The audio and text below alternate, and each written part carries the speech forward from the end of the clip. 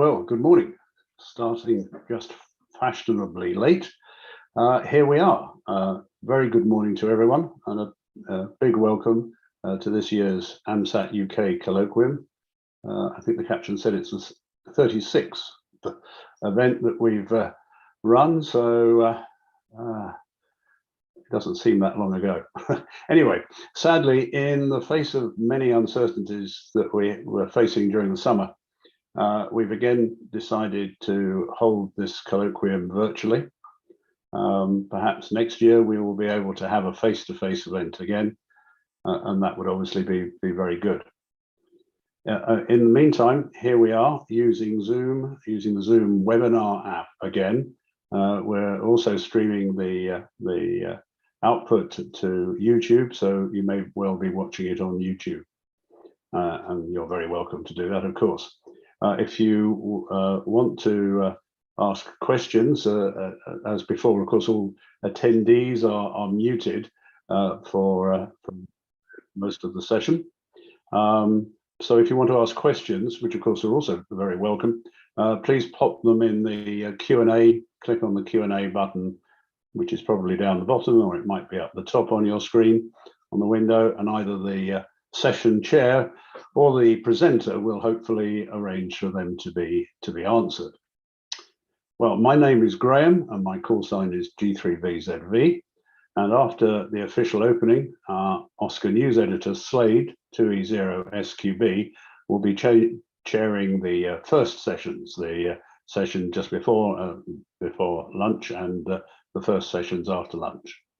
The later afternoon sessions will then be chaired by Barry G3RWY. So now it's my pleasure to be able to pass the mic over to our chairman, Professor Sir Martin Sweeting, G3YJO, to officially open the colloquium. Martin is actually traveling to Dubai to this year's IAC meeting at this moment, or in fact, he may already be there. In any event, he's recorded his address. So as they say, or used to say, roll VT. Hello and welcome to the 2021 AMSAT-UK Space Colloquium. It's been a really interesting year. This month saw the 40th anniversary of the launch of USAT-1, How Time Flies. Well, way back in 1975, like most really good and possibly crazy ideas, it all started in a pub. And then from 1975 up to 1979, spent the time tracking the amateur and weather satellites and commanding Oscars 6, 7, and 8 and extending their life and taking telemetry and helping support their amateur operations. And then we started to build in 1979 USAT-1. It was manufactured and hand-built in the University of Surrey Mechanical Workshops. The electronic circuits were hand-drawn at home using red and blue tapes on which were then photographed to provide printed circuit board layouts. And then we had to assemble the spacecraft in the clean room. And the clean room was built from 8x4 chipboard from B&Q with a polythene roof and a vacuum cleaner to provide positive air pressure and keep the dust out. Of course, once the satellite was built, we had to make sure it would survive the rigors of the launch. And so the first environmental tests were by putting the satellite in the back of my car, pumping up the tires and driving up and down Guildford High Street, which is cobbled High Street, at high speed late at night before the police would arrive. However, we had to do some proper testing, and after that we went to British Aerospace and Stevenage to do some vibration testing on their jigs, and then to the Goddard Space Flight Center in Washington, DC, in order to do magnetic calibrations.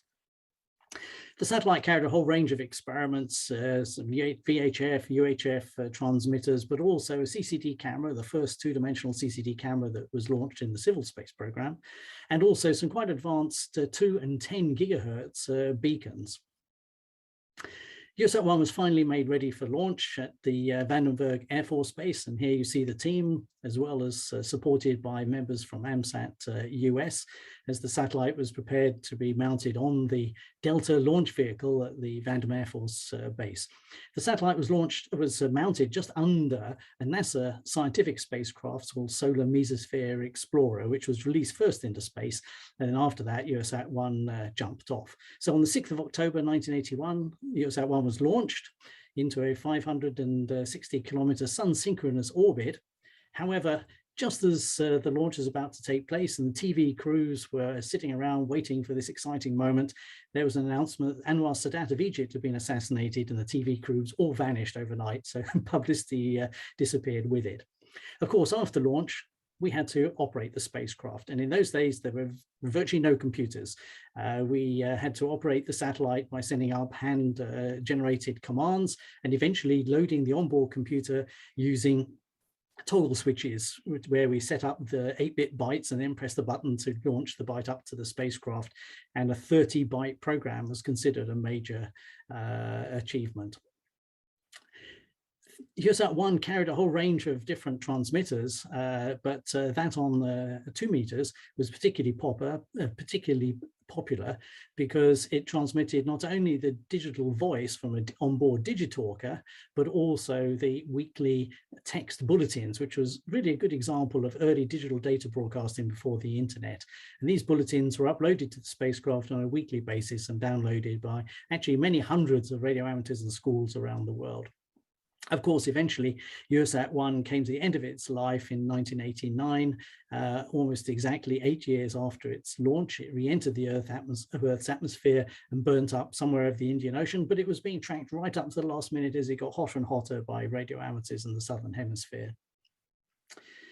Of course, we also are about to mark another birthday, that of FunCube-1, 8 years old on the 21st of November. So congratulations to the whole FunCube team who've done such a wonderful job.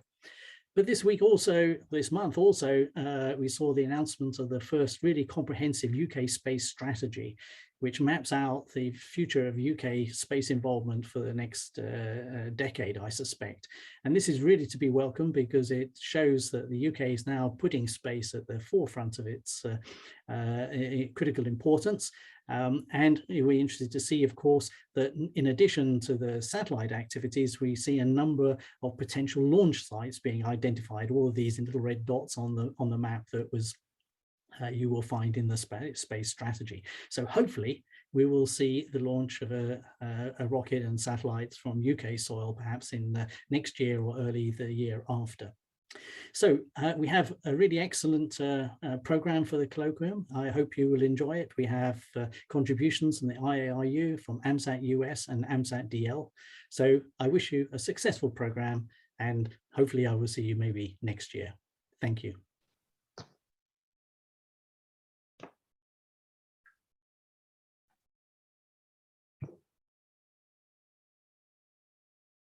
Okay, well, thank you, Martin, and fascinating to see some of the images and of the early years.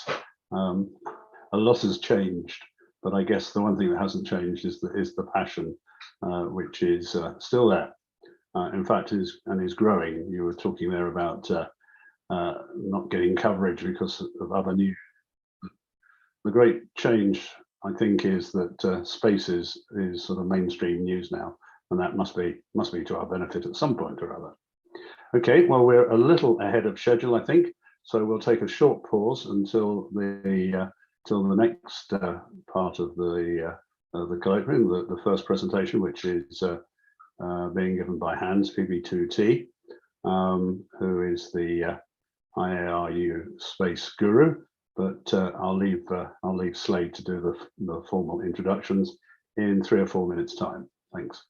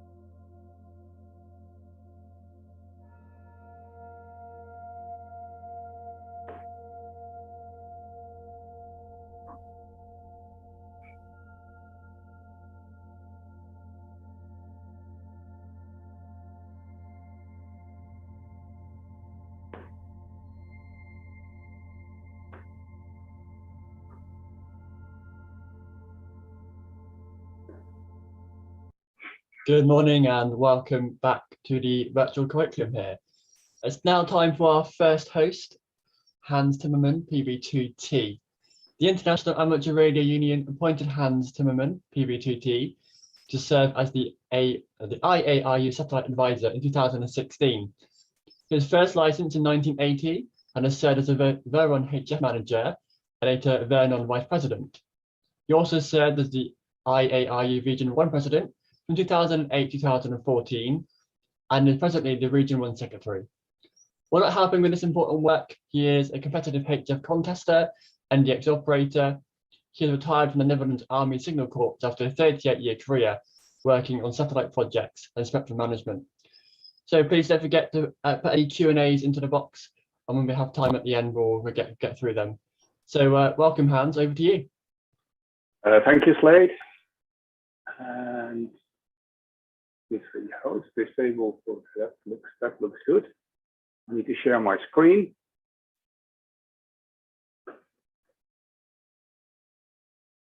But does it?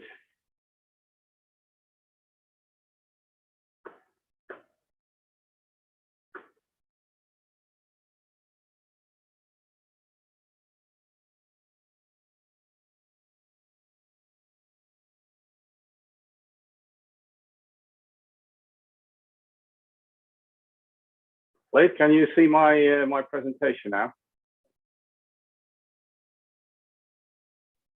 Yes, it's all good. Okay. Good morning. I am Hans, PB2T, the IARU Satellite Coordinator. Thank you for inviting me to this Space Colloquium, and thank you for listening to a rather boring presentation.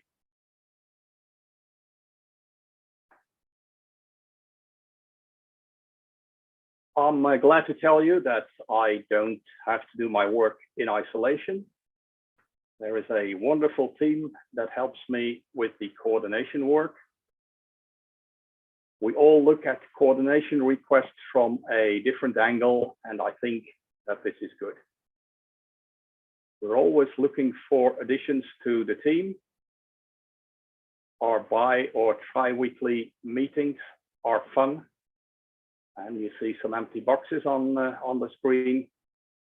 And we can even add columns and rows.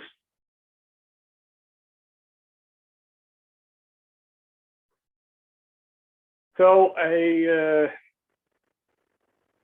bit of text on the guidance that was given me by the IARU Administrative Council. And their first remark is that spectrum is a scarce resource and must be managed well. We need to recognize that amateurs have an effective tradition of self-regulation. The third bullet tells that there is an IARU satellite coordination panel, frequency coordination panel,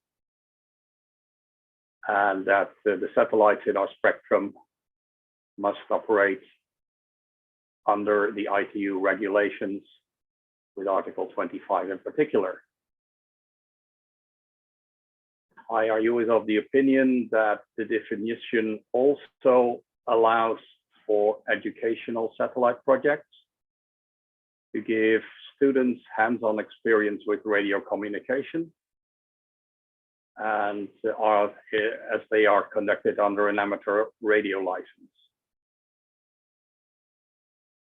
Educational and university satellite projects will only be coordinated when there is an identified amateur component, and the mission is to teach and train students in satellite communications and building and launching satellites.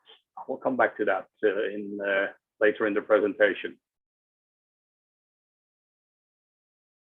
The person responsible for the satellite communications must be a licensed radio amateur. And IARU will only coordinate a non-amateur satellite if an administration directs in writing that it is to be operated in an amateur satellite band under an experimental or other non-amateur license.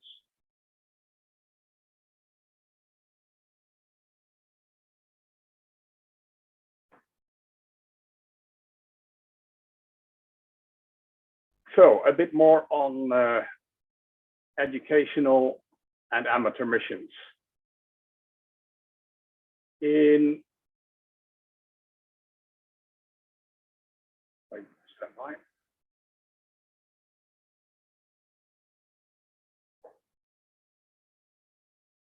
I was a bit too quick.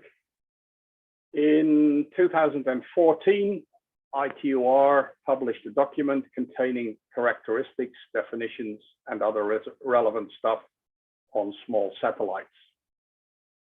Currently, these small satellites are known as short duration missions. The document, the report, describes 3 categories of small satellite missions. And these categories are educational and amateur radio missions, experimental and research missions, and commercial missions. Now here a bit more detail on educational and amateur missions. These are satellite missions with the sole aim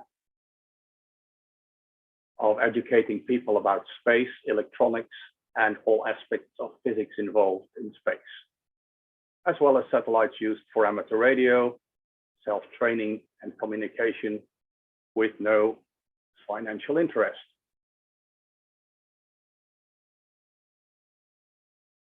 Now let me zoom in on the words shown in red, and those words are sole aim and non-pecuniary interest. What if there is more than just the sole aim? And let me give you 2 examples. The coordination request submitted by a university shows that the goal of the mission is to train students in all aspects of satellite radio communications, which sounds okay to me. The university website, however, shows that the main mission is a biological experiment using amateur bands for their encrypted data. And in this case, the view of the panel is not to support such a mission. When does an amateur have a pecuniary interest? Can a radio amateur who owns a shop in electronic components launch an amateur satellite? The panel thinks that this is perfectly well. Now, after successful completion of this mission, he changes his business to satellite business. And the new company claims that it has successfully launched a small satellite. For the next satellite mission of this amateur, he needs to find spectrum outside the amateur bands.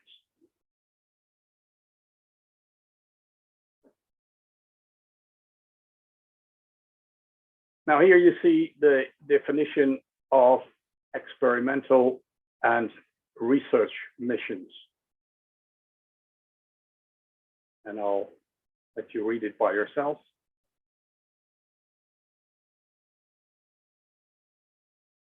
And this may be close to amateur missions, but in practice, they are more than that. And they serve a commercial or scientific purpose.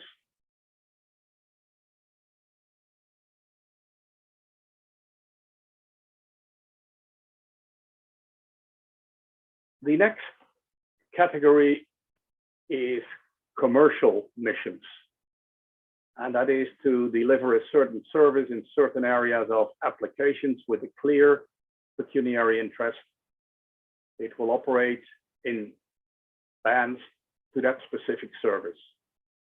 And examples include missions for Earth observation and telecommunication. Now, here are the 3 categories in a simplified overview. IARU will coordinate educational and amateur radio missions but will not coordinate experimental and research missions, and will not coordinate commercial missions.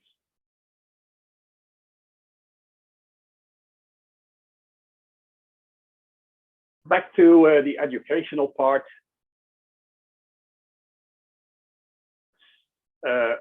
If you ask, well, there are differences between science and training students to become a scientist.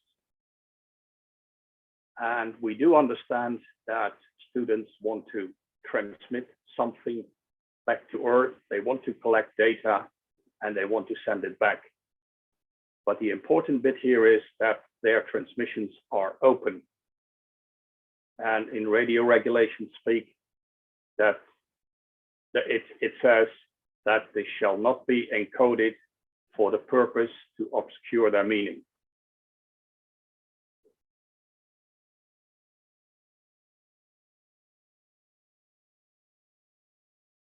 So that all sounds easy, but in our bi-weekly discussions, the panel asks themselves, what are these boundaries? Well, most important are Articles 156 and 157 of the ITU radio regulations, giving a clear definition what amateur radio is, and in 157 specifies the requirements for the amateur satellite service. We see two key points here. The mission must be related to radio technique, and it cannot offer a financial interest.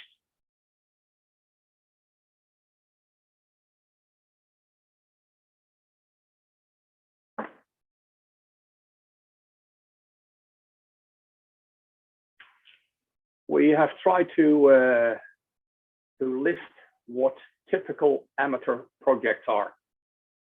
And you see those on the slide here. And I think it is obvious that these can be seen as typical amateur. Linear transponders, FM repeaters, digital voice repeaters, transmission of images, APRS transmissions, microwave beacons, store and forward, digital store and forward bulletin boards. And of course, there is more because amateurs experiment and want to explore their boundaries. And soon there will be something new that is not on this list. We also identified what other radio techniques could be related and could lead to a frequency coordination in amateur spectrum. But here there is a danger. If we would say, for instance, software-defined radio, which is in the right-hand column, somewhere in the middle here. If a university would like to have a satellite just related to testing software-defined radio, then there is a danger. Because we are not the only ones using software-defined radio. There is industry using software-defined radio. There is military using the same. There are broadcasting companies using software-defined radio. So to be able to, or to qualify for coordination in amateur spectrum, there must be a combination of the radio techniques that are listed in this schedule. And with that, I hope that I have given you some food for thought. But as the two last slides have not been agreed yet within the panel, I think it is the right time to check with you as users of the amateur satellite band to see if we are on the right track, if we have missed something, If there are applications that you say, well, this doesn't belong in amateur spectrum at all, just a check. And if half an hour is not enough to do this, I will be gone in 15 minutes for the IARU Region 1 conference. But Graham is willing to take any comments. But I think we need to go back to net control now and see what you think about what I've just told you. So thank you very much, and I really hope to be able to be at an in-person event next year. After 2 weeks of IARU Region 1 virtual conference, I'm a bit fed up, I must say. Okay, back to you. Well, thank you, Hans, for that interesting presentation. And does anybody have any questions at all? There's nothing in the box at the moment. We still have a couple of minutes. Well, we are ahead of schedule at the moment. If anybody has any comments while Hans is still around, then please do now drop it into the Q&A box. I don't know if Graham has anything he would like to add as well. Well, standing by for bright ideas. What have we forgotten, as Hans has said? If anybody's got anything, then do add them into it. But like I said, we are a little bit ahead of schedule at the moment. There's a question in here from Mike Willis, thanks. He says, hi Hans, what do you think the biggest threats are to amateur satellite service spectrum? The biggest threats are commercial satellites who are cheating. What I didn't tell is that WRC 19 decided to allocate spectrum for TTMC for short duration missions, and that there is no longer an excuse. We have no spectrum available. Can we use amateur spectrum?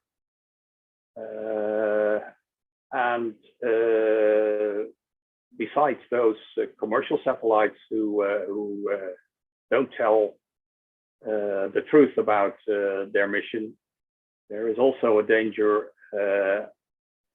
with the university satellites who are having a commercial company behind. And too often have we experienced that we accommodated a university, and that after the mission, a commercial company claimed to have had a successful launch in amateur spectrum. Does that answer Mike's question? Thanks, Hans. No worries, perfect, thank you. Another question from Manuel says, what does it involve in becoming a region coordinator, please? I think you need to comment on the work the satellite panel does, and comment in meetings like this, get yourself known, and you have to be under 73 years old. That's normally the age that we say now it's time to retire. So we want you to participate in this work for many, many years and start early. Thank you, Hans. I'm 73. Cheers. That doesn't mean that you have to go, Graham. That means that you can no longer join us if you are 73 years old. Yeah, I might retire when I'm 88. That's another good number. Sorry, Slade, back to you. No, it's okay.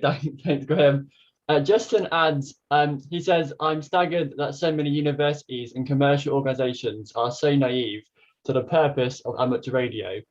Have you ever read the first paragraph of the amateur license? I don't have any comments about that, Hans. Yes, that is why we require a licensed amateur to have the lead in the coordination request. And this licensed amateur should be qualified and fit to explain the purpose of amateur radio.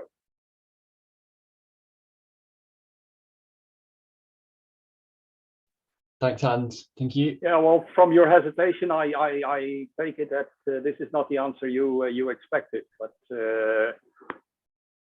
of course. I just missed the mute button. That was all. All right. that was good. it. I think that answers Justin's question. He's put a good comment on there. Colin adds he's intrigued of why SDR would be considered a nano. To me, it's just a black box. Well, hey, for amateurs, SDR experiments are interesting and valid. If we get a coordination request that say, well, the purpose of our mission is testing SDR, we start to investigate and ask questions and what are you doing? And if it's a real amateur, then it's fine.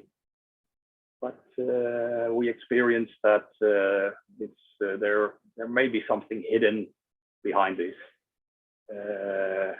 Let me give you an example here. This is a university project. Oh, the university happens to be the military academy of a certain country, and of course they have no money, and it is sponsored. It's on a launch, but then it appears that the Air Force of a certain country has an interest in the project, and that it is actually not a student project, but a military project testing some new SDR technology. And this is not this doesn't happen in well-developed countries. They have strict rules for that. But some lesser developed countries, they try to trick us. And that is why we say, well, just SDR is not, may not be a good enough reason for coordination in amateur spectrum. Back to you. Thanks, Hans. Dave G4DPZ adds in the comments here, with his professional hat on and honouring the amateur satellite allocation, he makes a note that we're using the 400 megahertz allocation for TTNC with an Ofcom innovation license. I do not know what an Ofcom innovation license is. So can you please explain? I'm not 100% sure. I'm sure maybe Graham might be able to add what that is. You hear that? He's shaking his head. No worries. We'll get back to that. Another question from Kenneth here. He says, I note there's no mention of use of satellites for emergency services. He asked, do we now have an allocation here on QO100?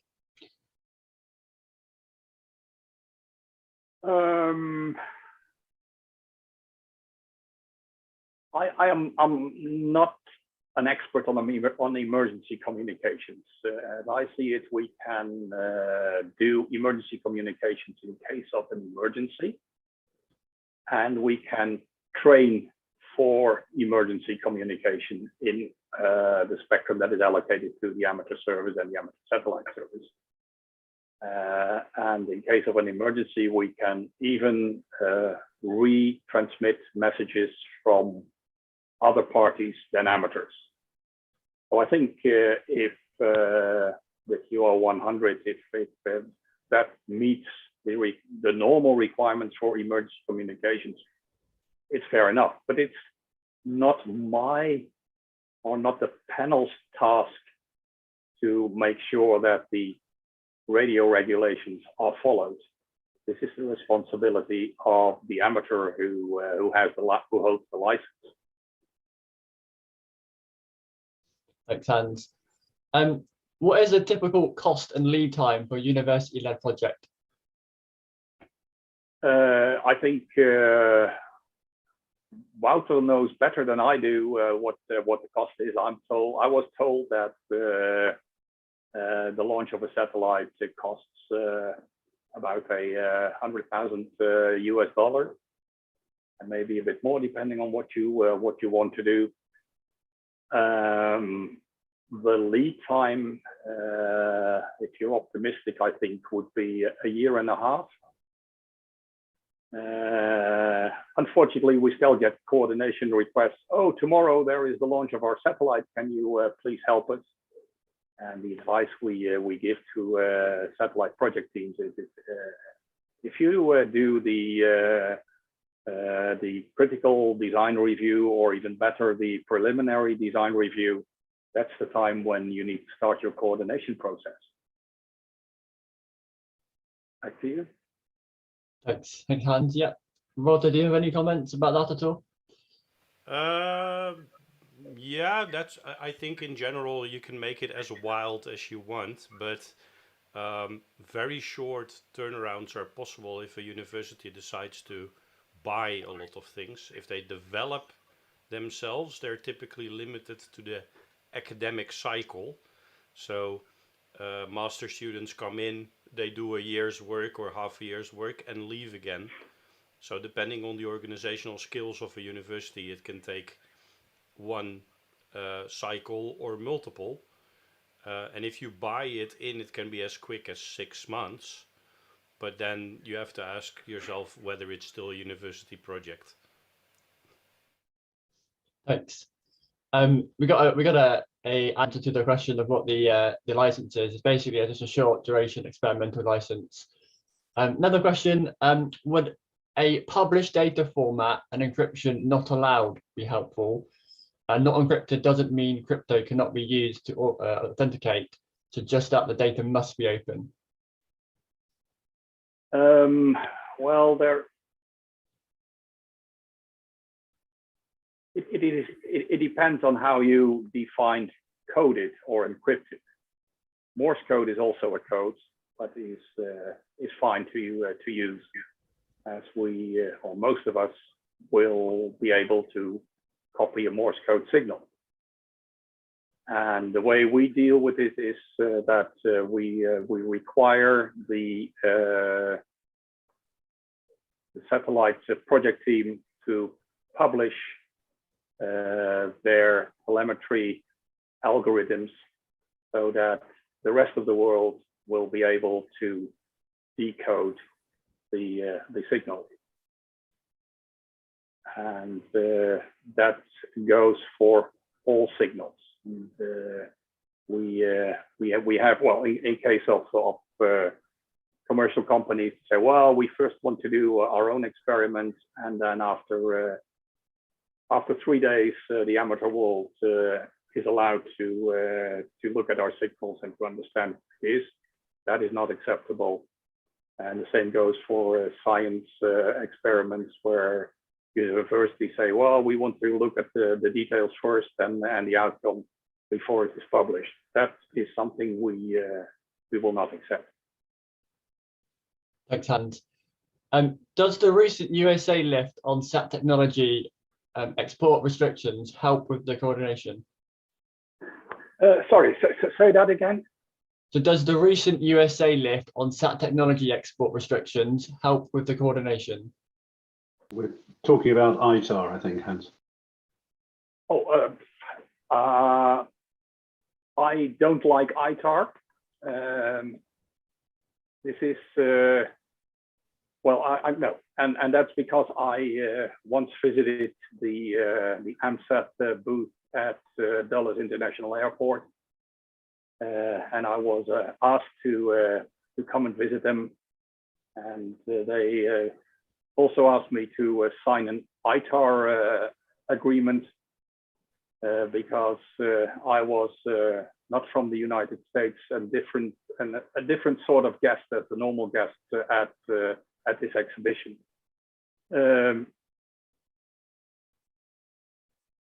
I don't see the reason why we should restrict our experiments or the knowledge about our experiments to others. And in my view, it has to be shared with all other amateurs. Thank you. And Michael asked, any information on the 1.3 GHz band allocation changes?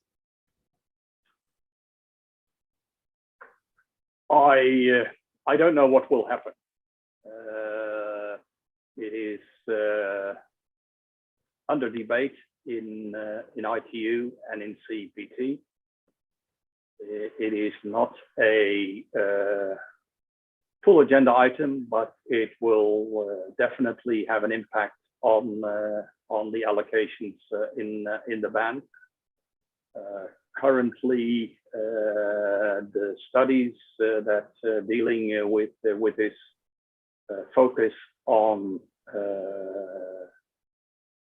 wideband applications like digital ATV and on high power narrowband applications like EME. The draft reports don't show much about amateur satellites yet. Thank you, Hans. Well, I think that's all we've got time for at the moment, as we're running now very basically bang on schedule. So thanks, Hans, for your interesting talk. I very appreciate you coming on this morning and giving a bit of your time. Just a reminder, if we can just pop all the questions into the Q&A box rather than the chat box, it's just easier for us to keep an eye on, but feel free to drop them through our next speaker. Now on the schedule, our next speaker is an old friend of AMSAT-UK, Peter DB2OS. He's been attending the curriculum for well over 30 years. He is the current president of AMSAT-DL, and with his colleagues from the Marburg University has brought amateur radio and high orbital satellites AO10 and AO13. In the 1990s, Peter was the project manager of AO40. More recently, his technical and negotiation skills resulted in a partnership with the Qatar Amateur Radio Society that has given us the first geostationary amateur radio satellite TR100. So Peter, welcome back once again to the AMSAT-UK Colloquium. Yeah, thank you very much, Slade, and hello everyone. So yeah, I want to show you some slides. So I hope it will work. Okay. Slade, are you seeing my slide actually? Yes, I am. Yeah, perfect. Okay, that's good. I was not 100% certain if it works well, but yeah, in the daily business, you have always to switch between Zoom, Skype, MS Teams, and so on. So sometimes we get confused. So anyhow, so in the beginning, Martin gave a nice intro, and actually, when that anniversary came up, I was also thinking, hey, what was I doing? Yeah, 40 years ago. And here you see one slide showing me actually in 1984 with my home station actually receiving USAT-1 and Oscar 10 was already launched at that time, but that is the only photo I could find. So I believe I have been there earlier. As you can see here, that is actually the way how we communicated by printouts and sending them by mail. So I remember that day very well when USAT-1 was launched, and we were receiving the telemetry and the bulletins later on. This is actually bulletin number 10. I think Martin was showing number 40. So that one is from December 1982. And the reason why I don't have older ones is because I had no printer or no way to print, because yeah, there was no internet and things like that, no smartphones, no real computers. So actually that was my Atari computer I used with the famous software from Carl with IPS running on it to receive Oscar 10 telemetry. And then I had a homebrew computer based on the Motorola 6800 CPU with my own software running on it, no operating system, well, not a real operating system. And yeah, I think we had to record, or I had to record the telemetry, play it back later on, and in some way later on I managed to print it out. And that is one of the printouts I recently found. So that is quite yeah, if you look back on that, as Martin says, time really flies. But I have to really be thankful, especially also to Martin, because that was a time around when I joined the amateur satellite community. I started with Oscar 6 and 7, something like that. I remember that very well. Doing some contacts also with my friend Heinz Hildebrand. Some of you may know him, Delta Lima 1 Charlie Foxtrot, DL1 CF. He was also a famous guy regularly coming to the AMSAT-UK Colloquium. So anyhow, so you can see somehow my computers advanced, so the Atari ST and more things here, TNC1. So it was a pretty interesting time. So, but I have to say, Oscar 9, USAT-1 really brought me into the digital things, and that still is the case. My favorite things in amateur radio is digital communication and indeed effective, efficient modulations, things like that, including narrowband, single sideband communication. But I was never a fan of frequency FM. Anyhow, so now I have to switch. Okay. Indeed, we have something to celebrate, which is 3 years in orbit almost. So in November, we see the 3-year anniversary of the launch of Oscar 100, our famous and the very first geostationary amateur radio transponder on the SLSAT-2 from Qatar. And yeah, so it's a geostationary spacecraft. So what you see here is basically what is covered by Oscar 100 here in a similar view. And since it's geostationary, it more or less only covers half of the world, unfortunately. So some areas, some continents are not really included, but anyway, we always hope there will be a successor to it. So it's the first one, so that's why it's called in the AMSAT notation P4A. So talking about years, so I think before we were talking, there was a question, how long do these projects usually take? Well, from the first idea, from the first chance of presentation, going back to 2012, when I had the chance to visit the International Amateur Radio Festival in Qatar. Up to now, it's almost 10 years ago. So it takes time.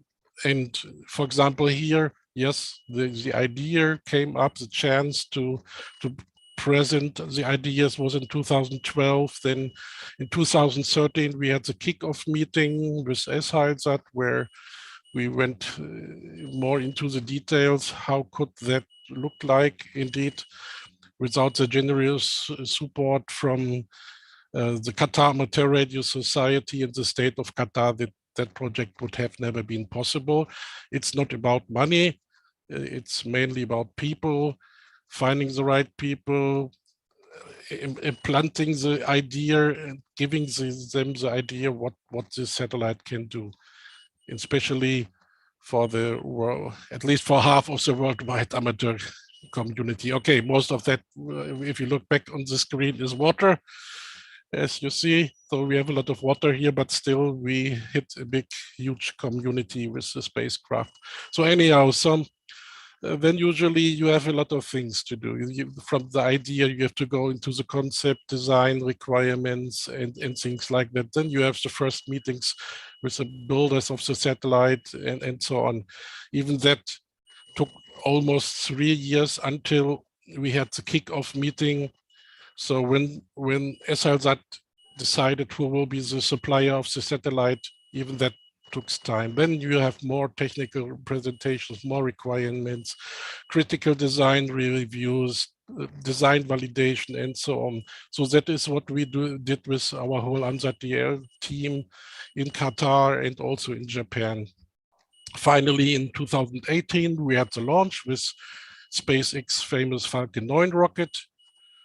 And in February 2019, we had the official opening of the transponder. And since then, we can say the satellite is working absolutely fine, flawlessly. It's really amazing to see how great this actually is.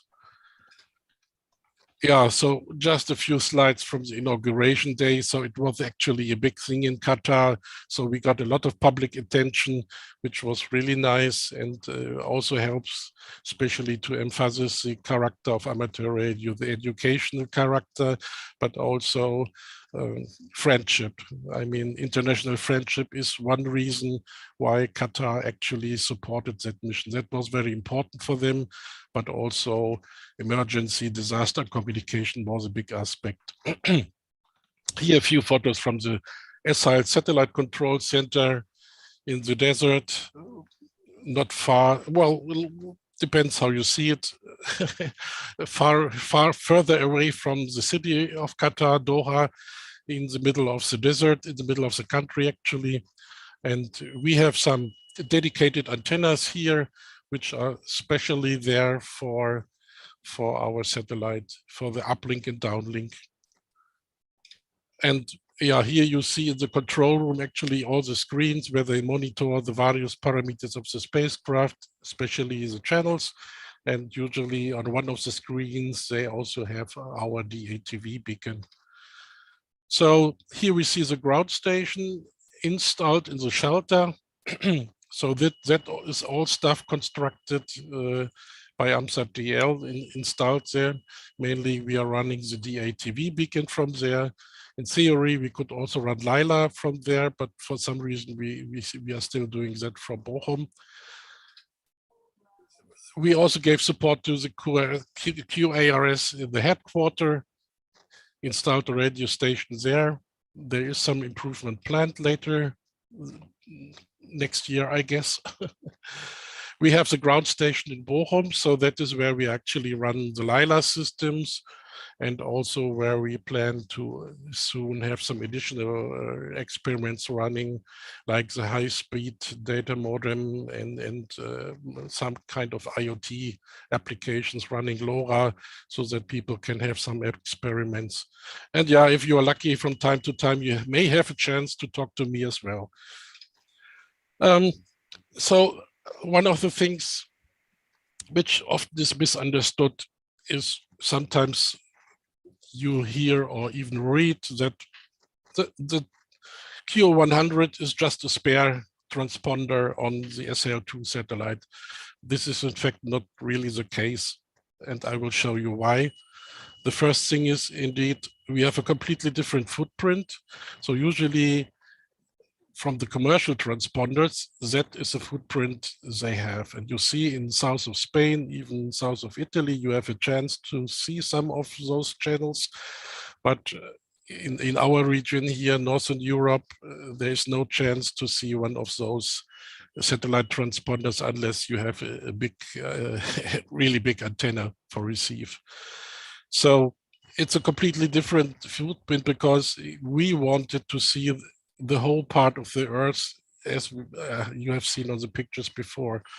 And the second part is different bands for the uplink. So for the commercial TV transponders, there would not be enough bandwidth on S-band. So they usually use KU uplink in the 13 to 14 gigahertz range. So that is clearly not compatible with our transponder. And here basically you see the same why it is. So the concept is shown here.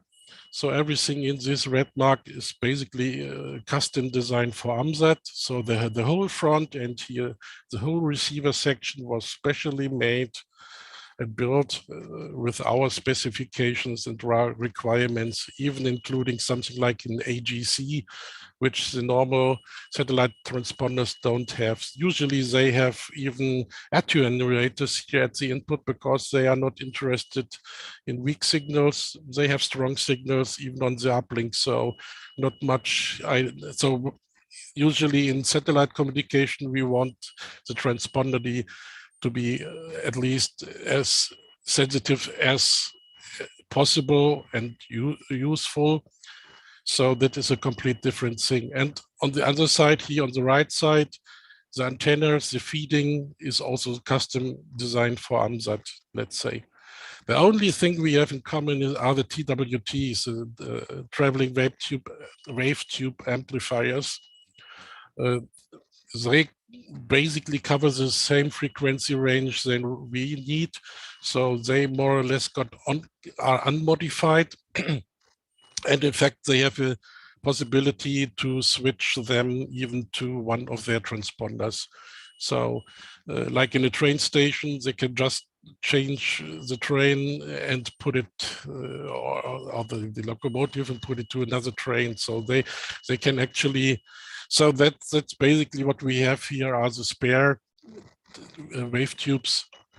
In case of problems with the commercial transponder, they can, in theory, and they will, if that happens, switch those to the commercial transponders. And that would be probably then the end of our mission. Fortunately, this all here is redundant, even 2x2 redundant. So it is very unlikely that something will happen, but you will also understand why there is an interest by the SLSAT company to keep these TWTs in a very good state, very healthy, so that they are not exhausted when they really need them. And that is one of the real things we see later on, why we have, for example, Lila. So we have this, it should say 500 kilohertz.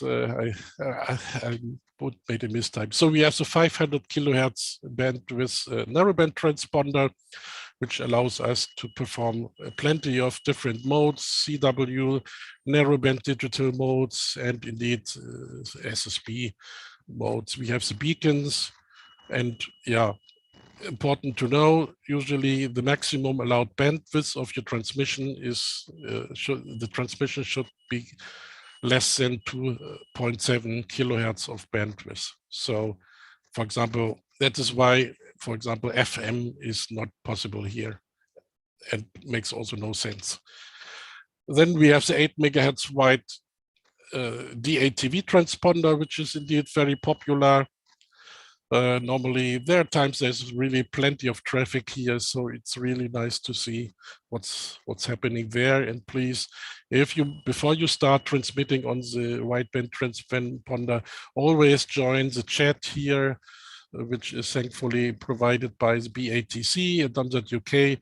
So if you start to transmit, coordinate that here in the chat, that it's why it is for.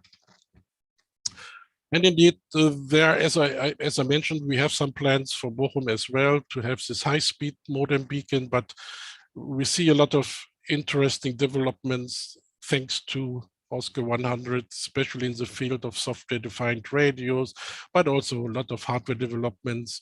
This is, for example, quite nice thing here. That is the AMSAT-DL Q100 Linux Pluto-based transceiver. Very nice thing, which is made by DJ0ABR. So, yeah. Q100 ground station for Antarctica.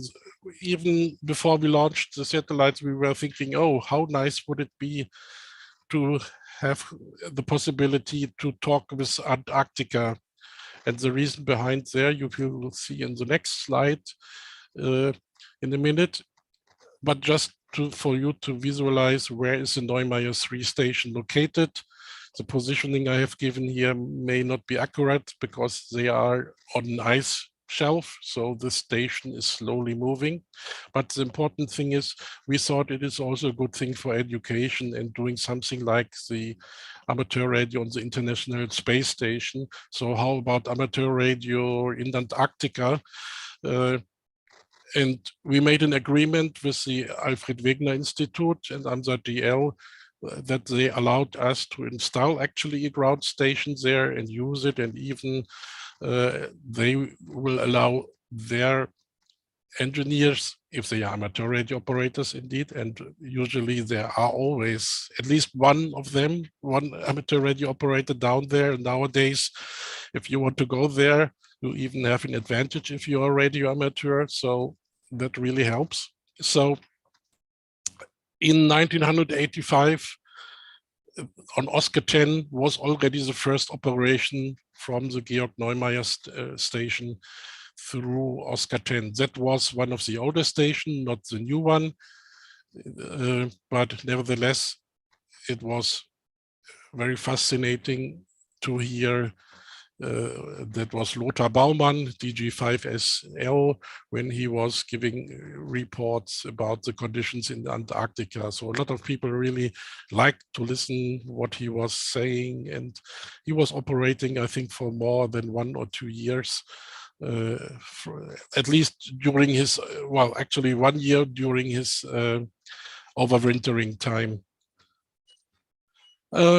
So in 2021, we even had more operations from there. So we built a complete station there. We implemented it there, and the first operator was Roman HP9HCF from the Antarctic 2020, the 40th overwintering team, and in 2021 it was Teresa, Delta Charlie 1 Tango Hotel. She is part of the 41st overwintering team. So what we did when we finally came to this conclusion with the Alfred Wegener Institute, we indeed needed an antenna which is able to survive the harsh winter conditions in Antarctica. So we actually had this antenna with fixed direction built into this so-called radome. It was shipped down to the Antarctica, finally installed here on the station, and that was used for roughly 1 year, over 1 year to communicate. So in 2020 and partly of this year, a lot of contacts could be done. This is just a small overlook about the whole system. It's quite complex, and we had some limitations. For example, we had 60 meters of cable, but indeed we could not put everything there. So partly we put stuff in the radio shack, and we put something near the antenna under the roof. Even we have here an antenna for the 2-meter band. This antenna was already blown away in the first year, so it was replaced by a more stable antenna, but I think we are still receiving some FunCube telemetry and other telemetry through that antenna in Antarctica. That is a radio shack, basically using this famous ICOM IC9700. Then we have the splitter here where we feed all the required signals for the uplink and downlink. Even we feed the 10 megahertz reference frequency. We have the equipment here for DATV so that we are able to transmit DATV. And that is basically how the transceiver looks like. It was built by Stefan DG8 FAC, and it has about maximum of 250 watts of output power. Unfortunately, we ran in the first try, we ran into some technical problems. The hardware did not really survive the trip, and so there was a problem which is meanwhile fixed, but we will see what then happened. Nevertheless, so far over 1,100 contacts with individual hams and school stations in the footprint of one Oscar 100 were made so far. This gives a good example of how these regular school contacts look like. They are coordinated by our member, now even board member of our board of directors, Charlie DK3ZL. So if you have inquiries or questions regarding future school contacts, please write to dp0gvn@amsat-dl.org. Yeah, oh no, then something happened this summer. Not only the iceberg break up, but there was a heavy storm in Antarctica with wind gusts over 207 kilometers per hour. And the problem was that they were long wind gusts. And finally, you can see that here it was really dramatically, and it created a lot of damage on the antennas on the station, not only our antennas, but our Q100 antenna more or less was blown away. it was completely destroyed. Meanwhile, it was found, it will be and collected. All the garbage will, in fact, every garbage you have down there due to international and German regulations have to be brought back to Europe. So nothing will stay there somewhere on the ice and create a threat to the environment. So anyhow, so we will do it again. So we started building a new antenna here, a 1.20 meter dish, again in the Radom. This, we understood what might have went wrong. So this system is even more mechanically enforced to survive. And by the way, as it says here, that was probably the strongest storm they have ever measured down there. So it was really something very special. And yeah, so we will do it again. And meanwhile, we also, even last year, we had some interesting activity on the German icebreaker Polarstern, which is usually going down there to bring new equipment into Antarctica and pick up the teams later on. And as I said, the old garbage. So there was an idea, why not putting something on this ship and allow them also to make contacts on Q100. That's what we did. Due to the short time frame, it was a portable station which we provided. So here you see the dish and some of our equipment, the famous AMSAT-DL transverter.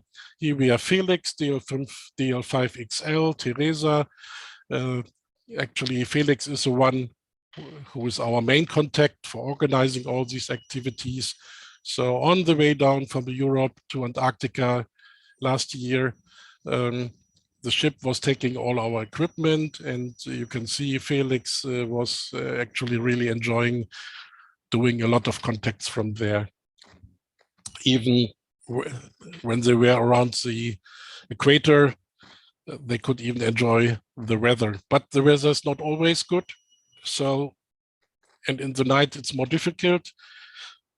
And that will something you see in the next few slides. But some amazing facts you see here. Basically, yeah, 4,000, more than 4,500 QSA contacts were made in total. Basically 53, we call them wet grids, were activated, which have otherwise not be possible through the satellite. And I think they had around 1,000 different call signs in the Q100 footprint. And that is usually what happens when they have been active. Same thing with DP0GVN. You see a huge pile up, and usually they are doing split activity. So this is what we plan now next, so that they can enjoy, yeah, not only they, also you can enjoy contact them via Q100. We are building now a second version for the Polarstern. It will be actually also housed in Radom. It's based on a CTEL system, which we modify and where we here at our AMSAT transponders. So that is actually how the system looks like, block diagram. So we had to do a lot of modifications, but basically it's based on our AMSAT-DL transverter. And that's how it actually looks like in reality. So we only had a few months actually to finish that stuff, because it will soon go to the ship. So that is how the station will look in the Radio Shack. Again, we are using a triplexer for all the up and downlink signals, and we even have the capability to monitor the DATV beacon. The DATV beacon will also be used to stabilize the antenna. So that was a transportation on the Autobahn. So some people may have wondered, what is that? Here you see the final testing and burn in. So here you can see how the system is really stabilizing, and yeah, how it will survive even if the ship is under heavy water or in ice fields. So what will be next? So please be patient. We are still working on that. We have shipped both antennas. The antenna for Antarctica will go on another ship, will go soon to Antarctica, and the installation of the antenna on the Polarstern is next. There is still a lot to do. We cannot give you a date when it will actually happen, so please be patient. But as soon as both stations will be on air, I'm sure you will notice quickly. So anyway, I'm just realizing I'm running out of time. I will end my presentation here for now, but there is much more to tell for sure, but that probably next time. Perfect. Thanks, Peter. It's always good to have you on, and always good to see what you're up to. Just one very quick question, I think very interesting before we go on our lunch break. Since QO100 is the first amateur geostationary satellite, and you spent many years with design reviews, can you elaborate on what you've learned now that your design is in operation for over 3 years? Yeah, so actually what we really learned is how to work with the professionals together, because the transponder itself also, it was more or less designed, or let's say the specifications and the requirements, the basic concept was done by us. The building, the actual building of the hardware was done by Mitsubishi, by Melco, which is also the company which constructed and built the whole satellite. We would have loved to do that ourselves, and as I clearly said, they fully trust in what we are able to do. But if you are doing such things with a commercial contractor, you have all these reliability and endurance problems, and that is what we learned. So at the end, I think we can be very glad that it worked, that they did all the work for us. But I was always told, oh, Peter, that can be really dangerous. If you give them a hand, they will grab your whole arm. If something fails on the spacecraft, if they cannot fulfill the commercial mission because something happened because of our payload, then this would bring us into big trouble, which we, as an organization, could never do. We will not fight the money for doing endurance and so on. So at the end, it was unfortunately, we would have loved to do that, but the decision was that they will build the hardware. So that is something which we always have to keep in mind if we try to put a hosted payload on such a commercial satellite. Nevertheless, we got the options, we got the promise, if there will be a similar chance again with a similar satellite, there might be room for more experiments, but that's as it is. So whoever will try to put something on another geostationary satellite, which in this class of satellite, will face the same problem, endurance. Perfect. Thank you, Peter. Well, I think that brings us up nicely to our lunch break now. We're going to take an hour for lunch, and we're back at 1300 BST for the next lot of presentations. Any questions can still be popped in the Q&A for Peter in the next 5 minutes or so, and I'm sure he'll be willing to answer them by the chat function on here. But for now, we're going to take an hour lunch break, and we'll see you all in an hour. Thank you. Bye-bye. Enjoy your lunch.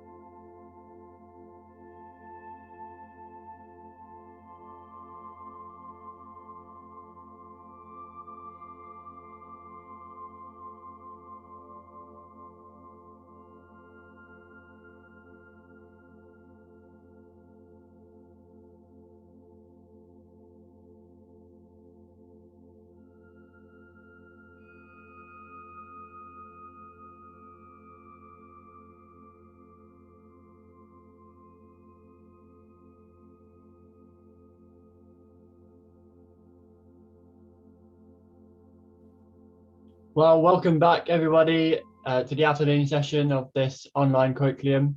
I hope everyone's had a good lunch, and I'm sure our next guest has most of just had his breakfast.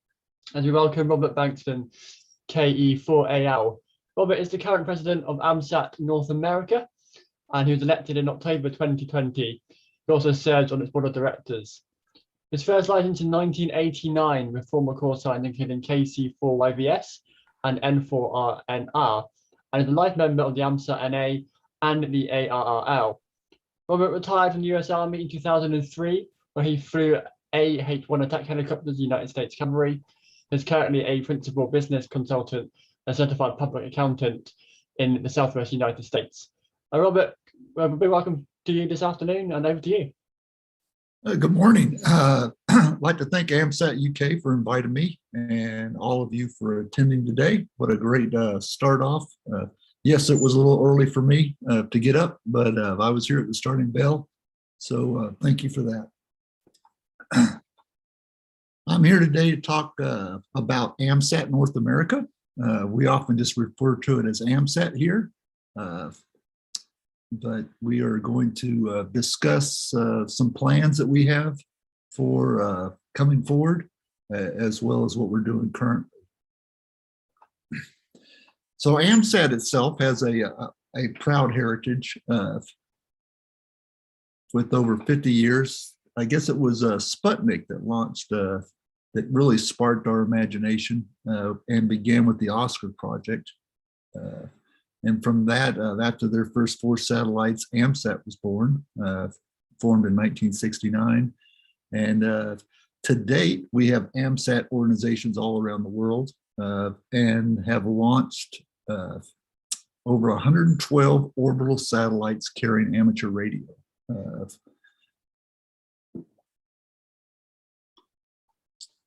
So having a proud past, I guess, is not enough. Everybody wants to know, well, what are you going to do next? So first, I'd like to talk about some of the challenges that we have. You know, in addition to the rough ride to go up, getting shook all around, and the radiation and extreme temperature changes, we have a lot of regulations over here on this side of the pond. It's already mentioned ITAR, EAR, but also because of the success of AMSAT and their small satellites, space is getting a lot more crowded. So Big Brother has stepped in, and they are, I guess, serving as traffic cops and ensuring that we're doing good for the world as a whole. Some of the things that concern us about regulations is that there's an increased tendency to have the experimenters or the hobbyists, they like to keep them below orbits lower than the International Space Station. Number one, ensure the International Space Station is stays safe, but also at those lower orbits will have a lower expected life range before they re-enter. So we keep a close eye on that, but that is something we always have to be mindful of. With the increased satellites up there, we've also noticed a tendency for the free rides to disappear. And while we can still get those through our NASA program, usually those add a few years to your project before you launch. I know the popularity of space, especially right now, has really expanded the commercial space launch industry. And recently we took on AO109, went up with Virgin Orbit. So that was a new launch provider for us. And of course we use SpaceX and NASA as well. Another thing that we have to consider is, you know, with AMSAT North America has over 4,000 members, and everybody comes to AMSAT with a different purpose. So we have those that want to go to high Earth orbits and beyond. And then we have quite a few that just want to pick up a Baofeng radio and communicate in low Earth orbit FM satellites. So depend on who has the loudest voice, but also we have to make sure that we consider everybody's intentions for joining AMSAT, since we are a member organization. So knowing what we have before us, it was important that for us to, in effect, create a long-range plan to figure out what we want to do. So in June 2021, our board of directors passed the Radio Amateur Satellite Corporation, which is our legal name, strategic plan for 2021 to 2035. We knew that we could continue just going project to project and have singular achievements here and there, but to really succeed and make sure that we accomplish everything, we need a long-range plan.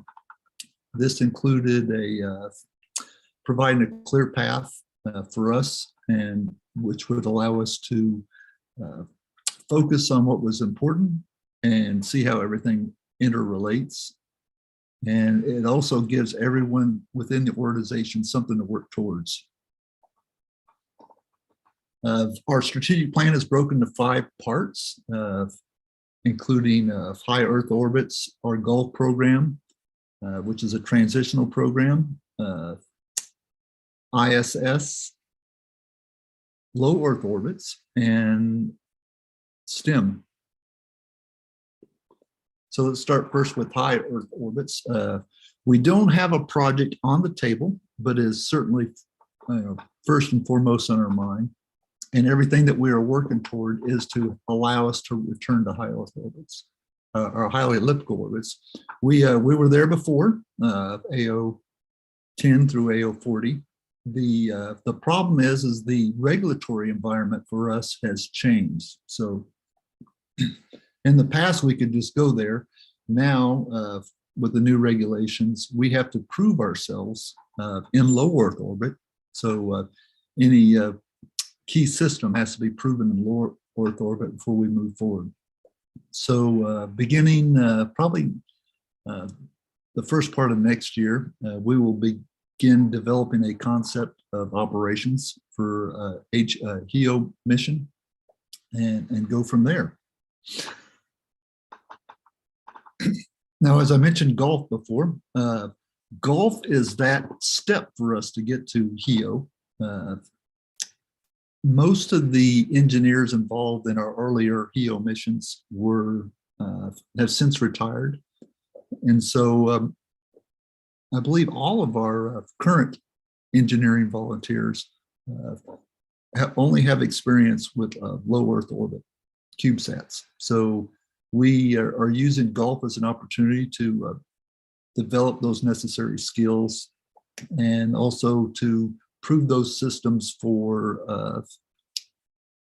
NASA, for FCC, to get us to move forward into to higher orbits.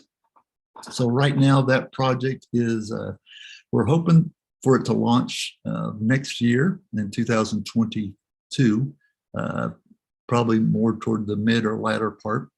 We are dependent on our launch provider. As most of our projects, the actual satellite gets done at the last minute, but our crew is fastidiously working on the Gulf right now, and we should get an update for them next week at our symposium. Next up is ARIS and our partnership with ARIS, and ARIS, the new ARIS USA. So they are, in addition to operations aboard the International Space Station, we are working with ARIS USA to be a part of the Artemis missions. So we've developed the ARIX-A, which stands for Amateur Radio Experiment, and the A is for Artemis. So we're hoping to be a part of that, include amateur radio on the Deep Space Gateway and also for Artemis. And that will give us opportunities to put amateur radio further into space than we've been before. So we're really excited about that. Next up is low Earth orbits. And as I mentioned previously, we have to prove ourselves in low Earth orbit first. So that'll play a key and central part. But also there is a whole generation of amateur satellite operators that have only operated in low Earth orbit satellites. So they are, they favor those. So we need to make sure that we pay attention to that.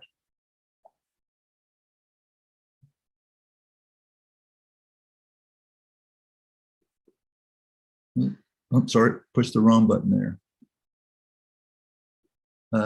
Part of that is the FM satellites, AO91, AO92, past AO85 and AO51 have been very popular. And if you ever try and get onto an FM satellite pass, it is just complete mayhem because they're so popular. Everybody fighting to get that few minutes of airtime. Right now, we've got some issues with AO91 and AO92 as they are nearing their end of life. And we do not currently have a project on the table to move forward to the next replacement. FM satellites, you know, they're called the easy satellites for a reason, because the equipment requirements is so small. Basically, you can use a handheld and a handheld radio and a handheld antenna to make a contact. So number one, they are a great introduction to amateur radio in space, as well as they allow us to go out to events, whether amateur radio related events such as Hamfest and also public events, and share the amateur radio in space mission with the public. So it's essential that we maintain a fleet of satellites up there, just simple 1U FM repeaters in space to continue that mission.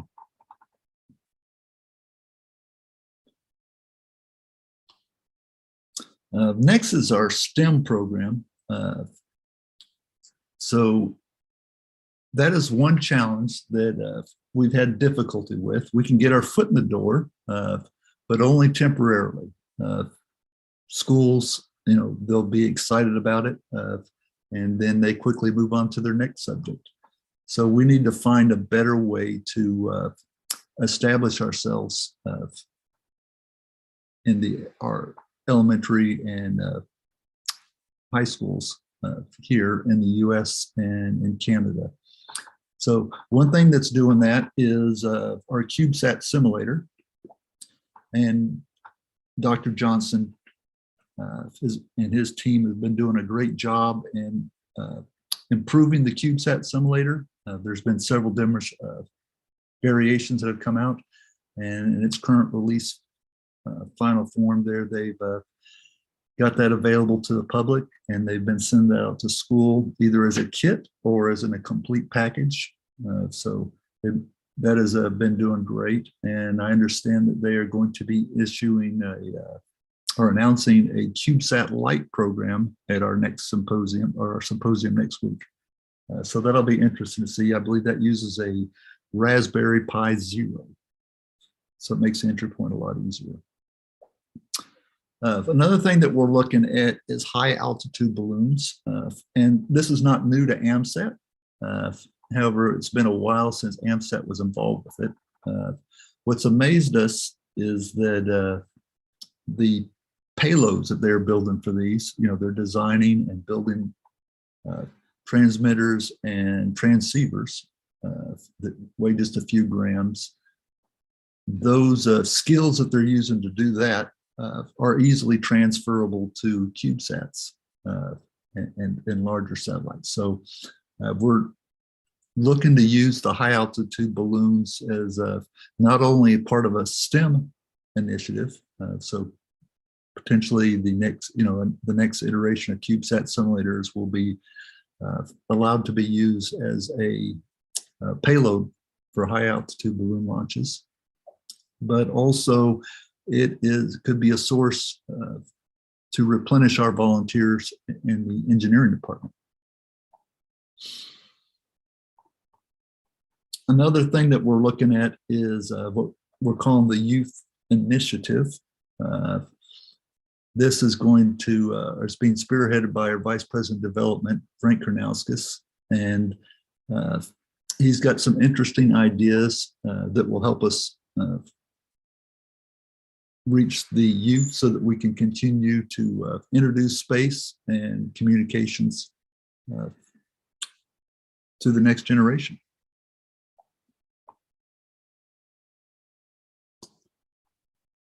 So having a plan is great, but the big issue is how do you put that plan into action? So what we have to do is we have to rethink of how we manage and fund our satellite projects.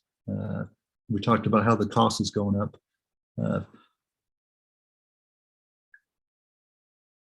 And then we will. We also need to recruit and develop some engineers. We've got a great team on board now, but as we move forward, we need to ensure that we are watching out for that. And then the last part of that is we definitely want to return to our international projects. We've had great success with that in the past. And then unfortunately, ITAR and EAR came on board and slammed the door on that. So we are looking for workarounds for that and to move forward and create AMSAT projects worldwide.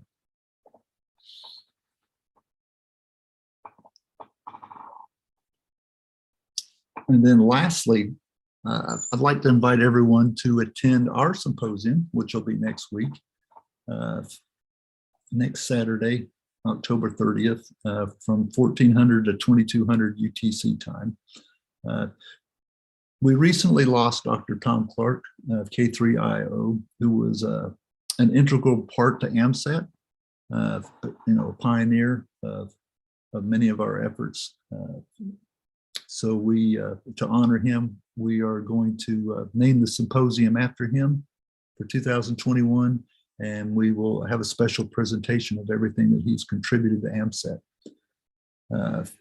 If you're an AMSAT North American member, you can access it through our member portal, which is launch.amsat.org under the events tab. And if you are not an AMSAT member, you can still observe the event live through YouTube.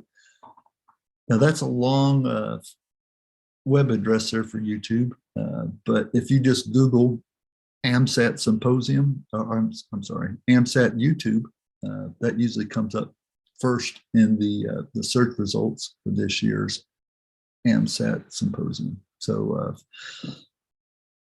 other than that, looks like I talked a little bit too fast, so that'll give us a great more time for a Q&A session. So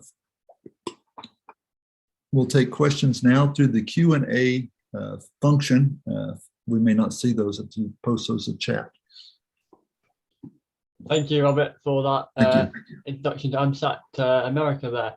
The first question from Dave, he says, basically, not really a question, but a bit of a suggestion for a satellite.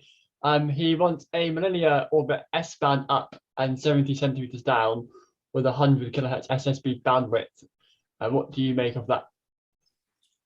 Well, the Millennia orbits, yes, that's what we're aiming for with our HEO satellites. The 70 centimeter up, I'm sorry, 70 centimeter down and S-band up, that is doable. Of course, any radio satellite that we're putting up now, the communication payload will include SDR and give us that ability to maneuver to different bands, especially in case we lose an antenna or a PA, that we can keep using the satellite.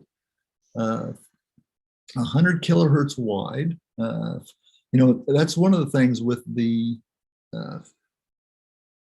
abundance of satellites up right now there, that the bandwidth is getting, or the available bandwidth is getting harder to find. So we'll have to check into that. And of course, that'll be coordinated through Hans, but we will certainly consider that. Thank you.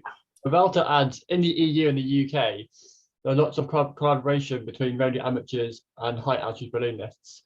Many high altitude balloonists get a call sign. Do you see the same in the US? We have a few high altitude ballooners that are in AMSAT already, although we don't necessarily have that program, but definitely a lot, you know, the call sign that comes up to me the most is WB8ELK. He has been involved with balloons since I can remember, but we will, we're going to try and get those that are just focused on balloons themselves into AMSAT's fold, or at least support them.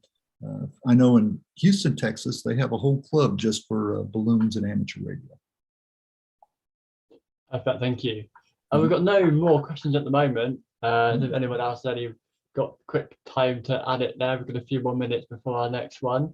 I'm sure Robert will be hanging around in the chat for a little bit longer to add them to answer your questions. So I think we're going to take a 10-minute break whilst we're still ahead of schedule and come back at past for the next one. All right, thank you so much for your time. We are our symposium, of course, is next week, in which we do most of our major announcements. So I wish I could have shared those with you today, but unfortunately we were just a week too early. So until then, thank you very much in 73s. Thank you very much. We look forward to hearing about a bit more about AMSAT America in the future. Thank you.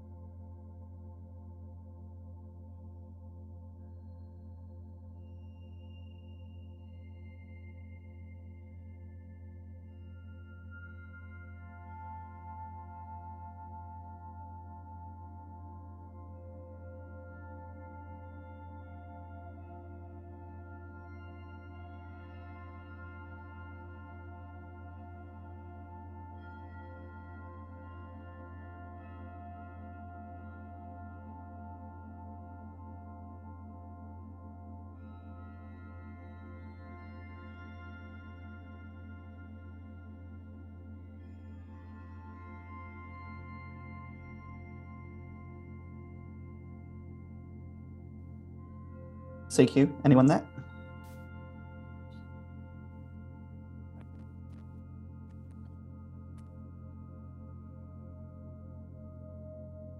Five and 9, Chris, thank you. So what we were planning on doing is having Sam and Phil. And you are live to everyone.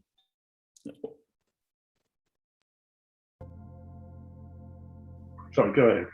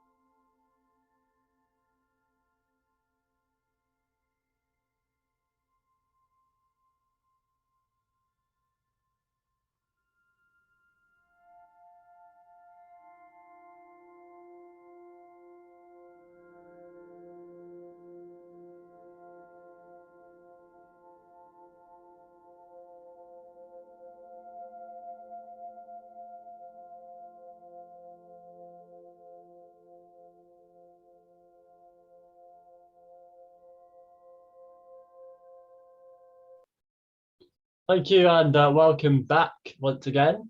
We're now joined by a trio of guests. First up is Dr. Chris Bridges, M0IEB. He's an academic at Surrey Space Centre researching software-defined systems.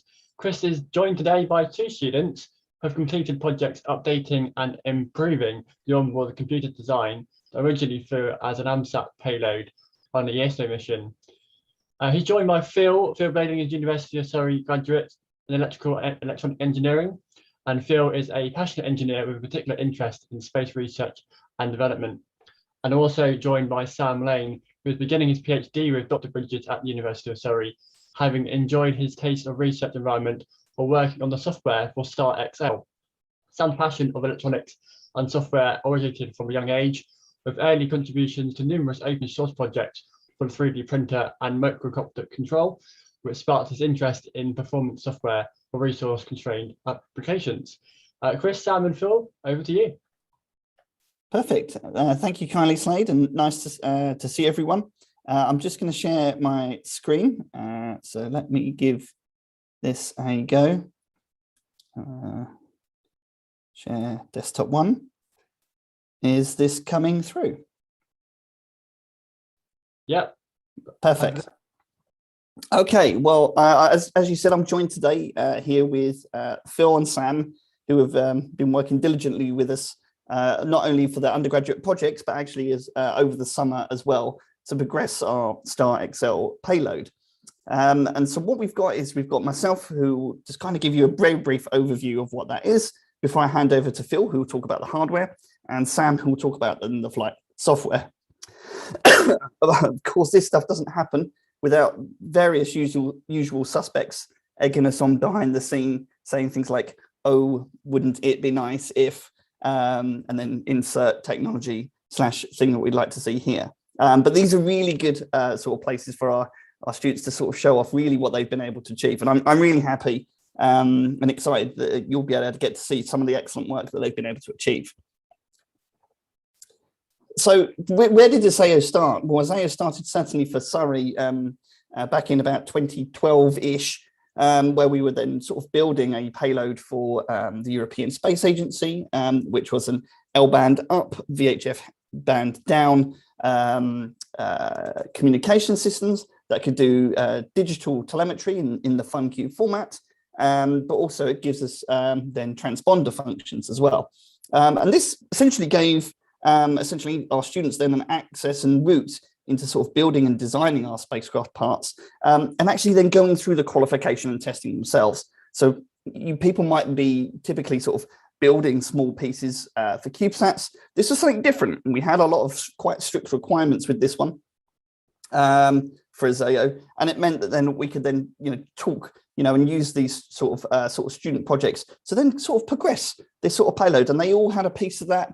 And so we had a good 5 or 6 students that had worked as part of their undergraduate projects doing development, doing design work, building, and then actually qualifying it.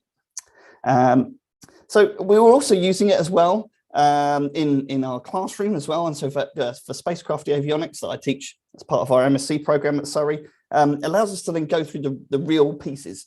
And this is kind of one of the only pictures that I've got here of one of my students, Jonas. Jonas was another student that worked with us, and he was focused mainly on AIT as well, so assembly, integration, and test, which is then where Phil will hand over some of his work onto a next student so that it can then go in to then be tested for environmental test.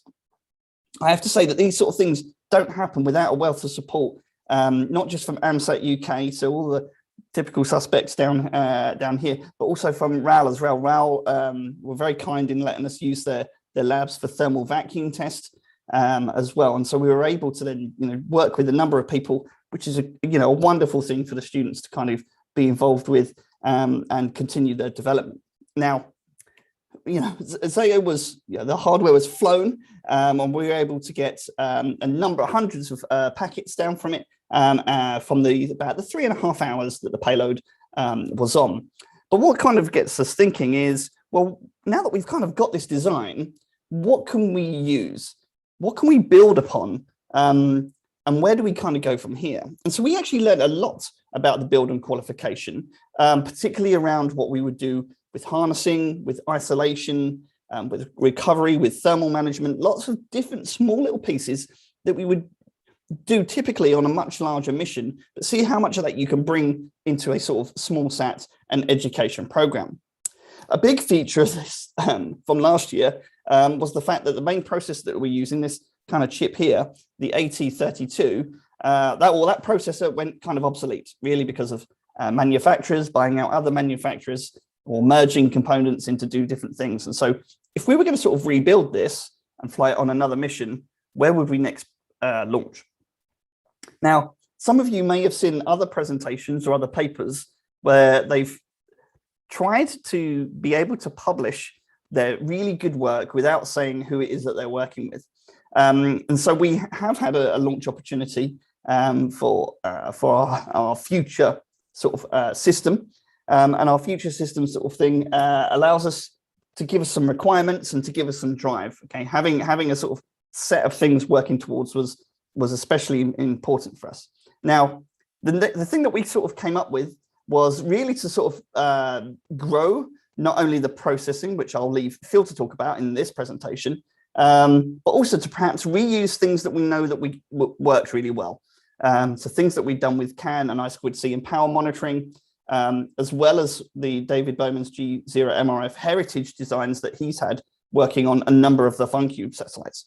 And so him and Graham Sherwood will be able to talk with us and work together with our students for a new payload called Star XL, which is a student transponder for satellite ranging on L and X band. Excuse me. So there are two big features of this. One, which is then the new processor that we need to then qualify, test, but then an X-band transmitter system. Really what I wanted to do from this program was to sort of go, hey, we've got all these QO100 stations. People have started to get a lot of X-band expertise and move into things that aren't just at sort of lower frequencies. How can we reuse that, and how can we reuse these sort of items? And so this is sort of one route towards some of those pieces. So without further ado, though, I want to hand over to Phil Bladen, where he can then tell us all about his design. So Phil, over to you. Brilliant. Yeah, thanks very much, Chris. So hopefully this control works. Here we go. Yeah, so I'm going to be talking to you about the CCT, the command, control and telemetry board. And I'm going to give you a very brief overview. I've only got 10 minutes to cover the main aspects. And so, as Chris was saying, this is taking over from the old ISAO board. And the key requirements for this board are to handle the telemetry data from not only this board, but the rest of the payload, to process uplink commands coming from Earth, and to produce forward error correct and transmit the downlink packets. But to do this, there's quite a few features on the board that I'll cover in the top level overview today. We've got processors, multiple of them on the board. There are baseband transmit filters. There's an IQ modulator for the transmission RF, which I'll get to in a second, power delivery, current sensing for the telemetry, and multiple onboard memories. So processors, as I said, there are two processors on board. We have an STM32H7 main processor, and this is the direct upgrade to the previous ISAO processor, and it does the heavy lifting, all the main work. Sorry, just go back a slide a second. Sorry, Chris, these slides are progressing automatically. But the and it handles the telemetry and processing there, but we also have a secondary co-processor, and this is a STM32F4, and this is this small processor in this red box here. And this handles improved debugging on Earth, but also in space serves the purpose of doing over-the-air updating in a much safer way than would be done if the main processor was self-updating and could lead to bricking, which is obviously in space catastrophic. We are running the H7 off a local switch mode power supply for its core voltages, which are just 1 to 1.3 volts. And this gives us a huge power saving of over 50% on the processor's power, which again, for our use case is fantastic. And just looking at this diagram on the right-hand side, I won't go into all the details now, but the current performance of the processor is proportional to its clocking frequency. And we have done something where we're dynamically changing the clock frequency based on what application we're actually targeting and what different processes are running at the time, allowing us to run at quite a low power for most of the time, but boost up if we need to. As for the baseband TX filters, now these are used to solve problems with quantization noise in the STM output DACs, and also decouple the digital domain from the analog RF domain. And there are two filters, both for an I and Q channel. I'll come to more on that later. And each filter is a differential fifth order Bessel filter. And we're using Bessel filters because they have a constant phase shift, which is perfect for IQ modulation schemes. Each filter is set to 120 kilohertz, and they were all simulated and designed in free software LC and LT Spice. And this is the simulated performance, but also the real performance perfectly matched this, thanks to also choosing very high precision components. The IQ modulator itself is a really interesting aspect of the CCT and something that's quite new. And it allows us to go for more sophisticated modulation schemes than previously. On the ISAO system, there was a BPSK downlink, which, as this constellation diagram shows, you have 2 symbols, and that gives you a total of 1 bit per symbol. But using I and Q channels to make an IQ modulation scheme, we can use things like QPSK, 4 symbols giving us 2 bits per symbol, 8 PSK with 8 symbols giving us 3 bits per symbol, etc. And this little video here is actually a real footage from the received data of this board as it's dynamically switching between modulation schemes, which is just part of a fun demo to show what it's capable of. But I think that's really exciting to show that we can do this. And because our symbol rate is limited by the filter to around 100 kilosymbols per second, the actual data rate is that multiplied by the bits per symbol we can achieve.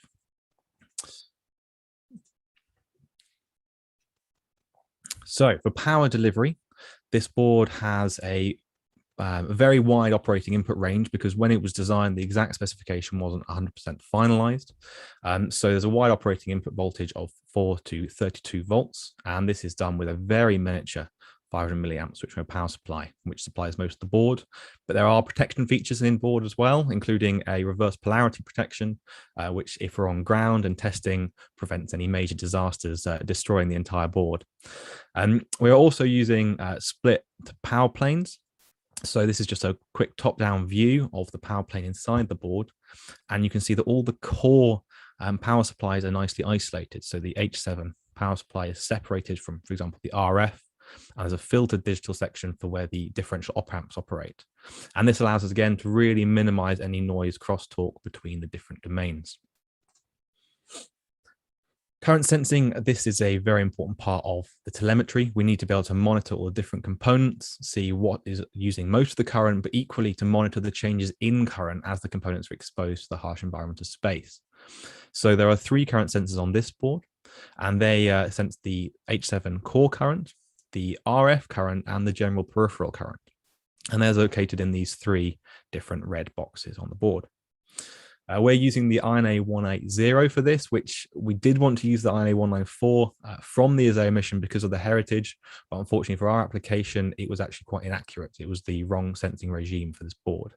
But using the 180, we can get a 25 microamp sense resolution, which is brilliant to have that kind of granularity. But to enhance that, this is a simple schematic of one of the sensors, and there is a differential filter across the sensing shunt, which allows us to eliminate any of the actual noise on the currents themselves to make this sense resolution more of a meaningful result.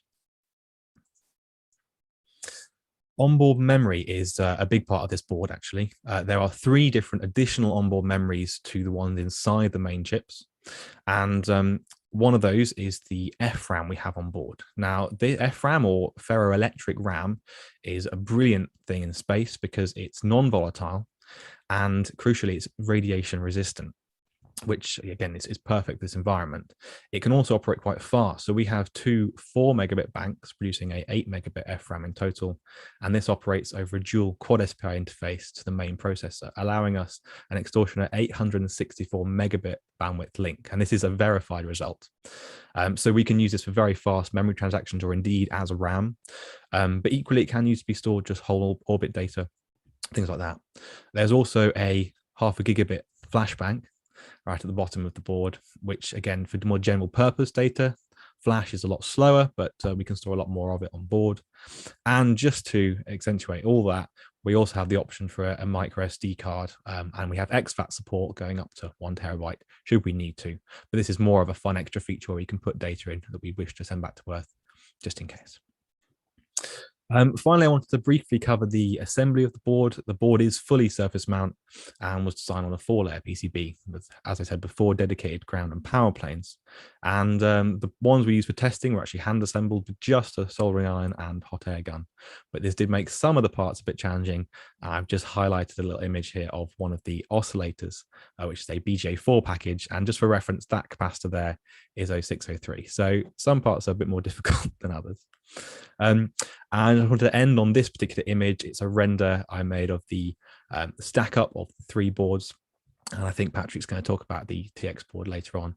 But just to show you where this is going, this top board is the CCT and this whole payload is the StarXL payload. I'll hand back over to Chris.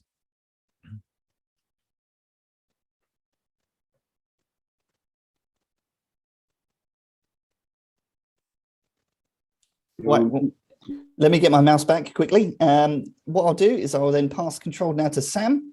Sam, over to you. Thank you very much. Yes, I am here to talk about the software implementation for the StarXL payload. So obviously, there were considerable differences in the hardware of the ISAO and the new StarXL payload. So hence we needed to do basically a complete software rewrite, porting across as much as we could, but all of the HAL stuff needed to be sorted out again. So critically, let's discuss our motivations. So ISAO operated at 1K2 and 4K8 downlink baud rates. These are quite low baud rates. So StarXL was designed to operate at 9K6 and all the way up to 115 K2. So that's obviously a lot faster. So sufficient provision would need to be made in software for that higher speed. Likewise, the ISAO code used 37% of the CPU usage just for the uplink. Now, we'd like to try and maintain below 50% CPU usage to account for any spikes. So as you can see, that's really getting close to our limits there. So optimizations to the uplink system needed to be carried out, as well as a reduction in the amount of interrupts, the number of time critical interrupts that were being carried out on the ISAO software. So every single sample of the uplink ADCs would trigger an interrupt. Likewise, every single sample of the downlink DACs would trigger an interrupt as well. These would collide, as we can see. I'll say as we can see up here. So you see that there's a little interrupt collision there. That was causing jitter and limiting the maximum uplink and downlink rates respectively. It's not, there we go, okay. Likewise, the ISAO platform used a very low sample rate, or it used a sufficient sample rate to correctly generate the signals. However, the sample rate was so low that you can see there's considerable amounts of aliasing here on the downlink signal. So if possible, we wanted to improve that, and we needed to port to the STM32 microcontrollers that we were used. And finally, we wanted to expand the maintainability and testability of the software, so implement unit testing, continuous integration systems as followed. So to start with, we started to analyze the hardware capabilities of the STM32 microcontrollers in question. So we're very lucky in that STM32 is a very, very capable system. This is an architecture diagram of the L4 series of STM32 microcontrollers. The H7, which we used, was in effectively a V2 hardware. So for my third year project, I made a V1 hardware with a number of features that were the same as the eventual StarXL board, but with a quicker turnaround time so that I could get some debug hardware in my hands to get tested. So as you can see, the STM32s have 2 DMA controllers. Now, DMA controller allows for memory to peripheral and peripheral to memory information and data to be exchanged without any CPU interaction at all. Critically, as well, the ADCs, the analog to digital converters, and the DACs, the digital to analog converters, that were going to be used for the sampling and generation of the input, the uplink and downlink signals, have DMA requests that are routable to them. So you can move information from RAM or flash to the peripherals without any CPU interaction. And finally, the peripherals themselves are triggerable on internal timer edges. So the STM32s have a number of internal timers that can be used to directly trigger the peripherals themselves. This meant that it was basically possible to establish a timer peripheral DMA chain so that all of the uplink and downlink signal sampling and generation can be done entirely independent of the CPU. So to start with, we optimized the uplink system. So the timer ADC DMA chain samples from the input pin and dumps all of its samples into a specific dedicated area of SRAM.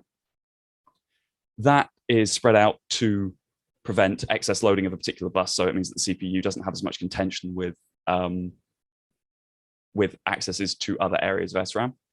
The CPU can then read all of the samples as they come in a completely time non-critical way. All of the time criticality at that point has been removed because the CPU can read out as a big batch of data, process it, and then determine if there was any uplink data that needs to be processed in that.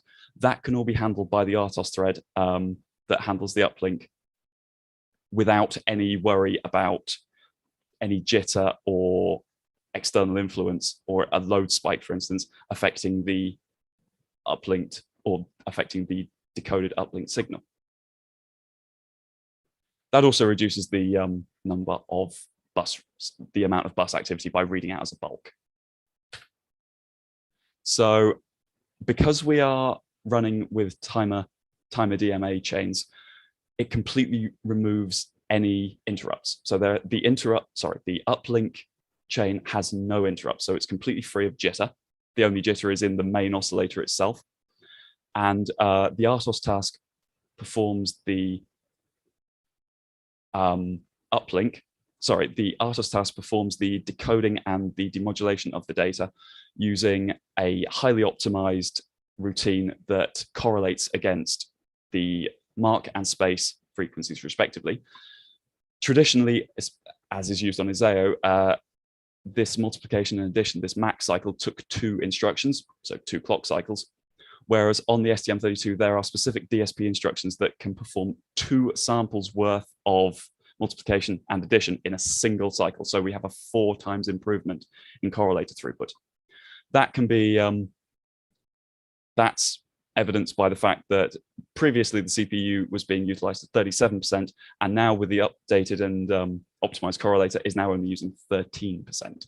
So, and that 13% is completely time non-critical. Provided it has enough CPU time to service the buffers adequately, there is no time criticality to it anymore. Okay, so we now move on to downlink optimization, the other half of the optimizations that I performed. In the same way as ISAO was performing AO40, the AO40 forward error correction has been direct ported across. It was one of the only hardware agnostic modules in ISAO, so that was a direct port with a few optimizations just to improve the cache locality and make sure that it was basically filling the cache so the CPU would perform optimally on it. Likewise with the uplink, a timer DMA and DAC chain is used instead of timer DMA ADC to output a set of pre-generated samples at runtime. Basically, all of these samples that are generated at compile time and stored in flash.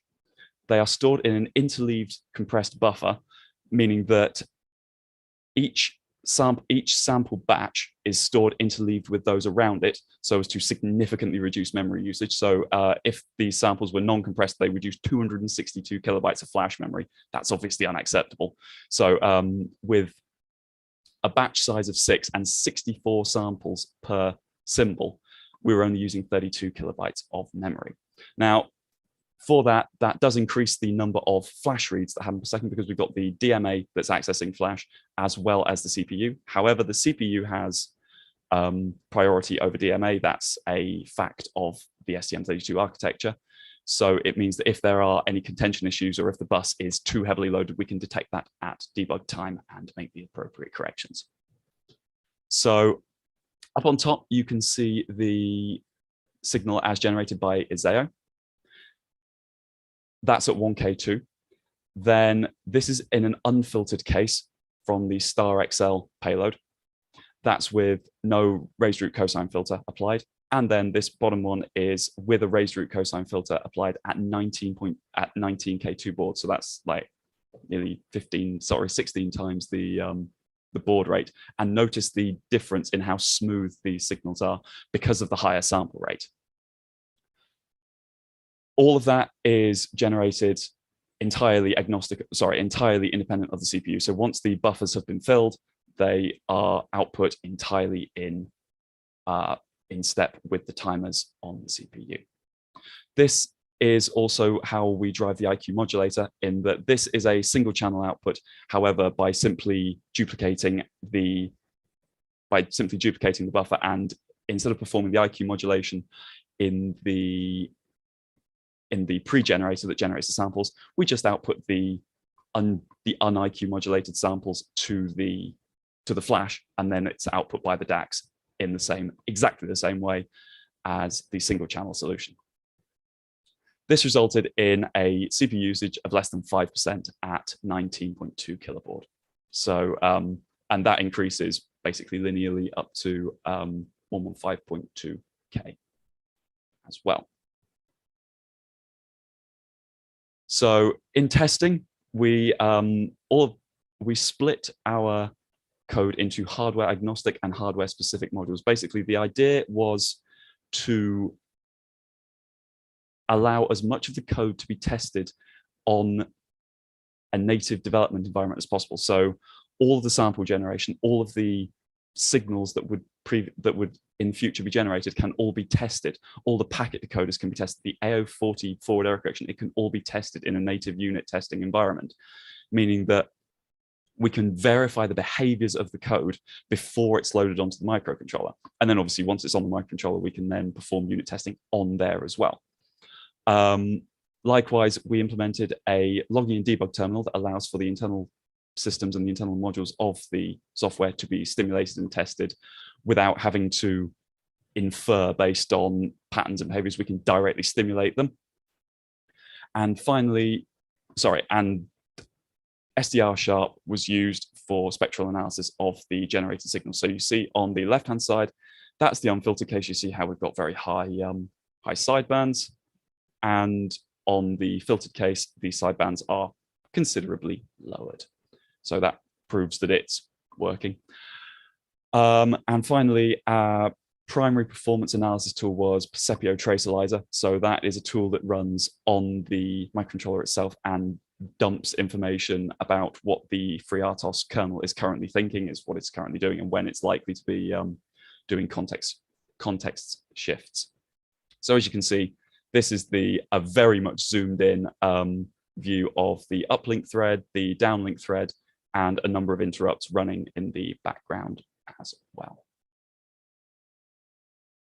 Okay, so, oh, that's jumped over itself. So that's a screenshot of our debug interface when the payload is accepting payloads, and this is a small screenshot of a number of unit tests running in our continuous integration environment. So you can see there, it's testing that the forward error correction is working. It's testing that the decoders are working. That's just a small selection of the tests. These tests go on for a little while. So there's considerably more there than that. Okay, so finally, our results. The uplink and downlink sampling and synthesis is performed entirely in hardware with 0 CPU usage. The uplink processing CPU requirements were reduced from 37% to 13% by optimization using SIMD instructions. And the downlink generation was reduced to only 5% CPU usage. And that's all completely without any hard real-time requirements. So provided that the buffers are adequately serviced and filled, there are no time critical interrupts, and the uplink and downlink jitter is significantly reduced in that it is simply the jitter of the main oscillator. Finally, the expandability and maintainability has been improved. So with the new modular functionality, we can now transfer between the different mission specifications almost at the drop of a hat. Likewise, we can add in support for new microcontroller subfamilies very easily. It was critical for that because obviously I had a development board that was a different processor. From the outset, the software was written to be as hardware agnostic as possible, so then we can switch which processor we're using by the simple writing of an additional HAL for it. And finally, board variants can be added with a new config file. The unit tests are run on a CI runner. So that means that any future project developers can see how the software has been progressed over time, and see that the unit tests are passing when they make changes, or if they don't pass, then it means that there have been breaking changes. So they can see that immediately. Finally, our tests in a hardware agnostic environment mean that we can verify the data level functionality of the system without even having to have any debug hardware on hand at the time. Thank you very much. If you've got any questions for me, Phil, or Chris, by all means, feel free to ask away. Thank you for your time. Perfect. I would also add, from both Phil and Sam's point of view, this is the sort of thing that they were able to achieve in lockdown with Zoom meetings. And I think we were having almost daily Zoom meetings for certainly over the summer to be able to progress this work into the state that you see now. And you have to congratulate them for their excellent efforts and diligence in actually building something there that's new, that can actually then work with a number of new AMSAT developments. So I'll stop sharing now, and we can perhaps take questions. Perfect. Thanks, Chris. We've got one question here at the moment for Phil. Has the radiation resilience of the SD memory card been characterized? The simple answer is no. It does depend on the exact SD card used, and that's why the actual board itself just supports a simple socket. You can use any SD card you wish, but it should be said that the SD card itself is on its own power switch, so if anything goes wrong, you can simply shut it down. And likewise, if the SD card is operating normally, you can also put it into its own power down mode. So if it is behaving weirdly in radiation exposure in space, it can be just dealt with. But yeah, it's very much up to the card that's selected is the simple thing. Perfect. Sorry, Chris, you got anything to add to that? Yeah, I'd also add as well that we've had separate projects radiation testing the STM32s as well. So they were used in ISAO. They're used quite extensively everywhere. And more importantly, we don't believe the STM is really going anywhere. We don't expect them to go obsolete. Christ, if STM32s go obsolete, I think there'll be a lot of people in trouble. So I'm really pleased with the selections of parts and configurations that they've been able to exploit for this. And that's self-evident, I think, in the results. So I can only congratulate the students. And like I say, if anyone has any other questions, definitely happy to talk about them. The problem now is getting hold of the chips. Yeah, the problem now is getting hold of the parts. And the next steps for us in this is to get one built, the final one built, what would be our proto-flight model, and to have that then go through our vibration, shock, thermal, EMC, etc. Perfect. Clive asks, is the error handling built in?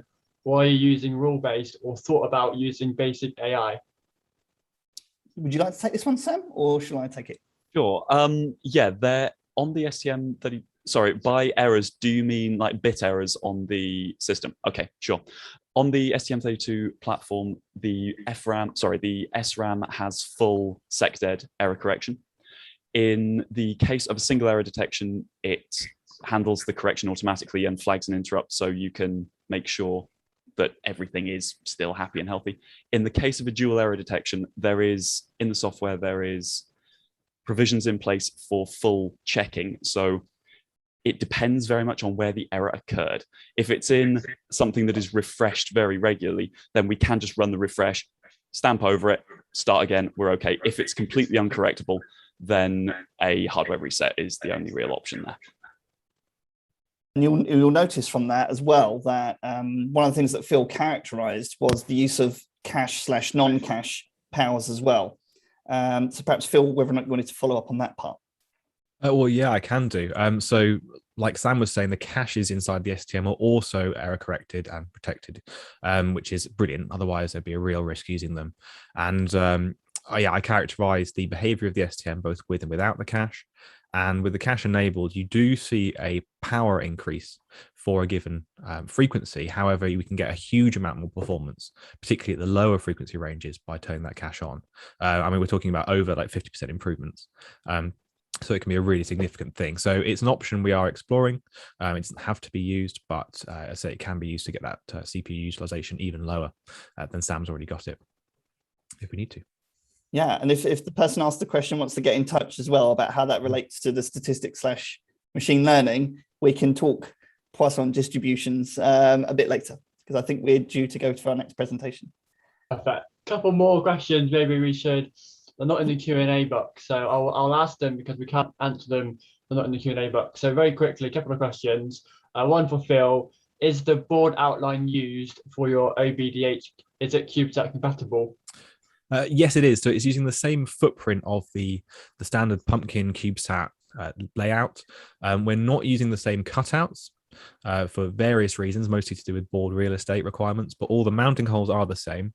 But obviously it's not using the standard header for that, so you won't be able to stack it straight on one of the other ones, but you can, yeah, you say the mounting holes are the same if you want to put it in a stack with a CubeSat.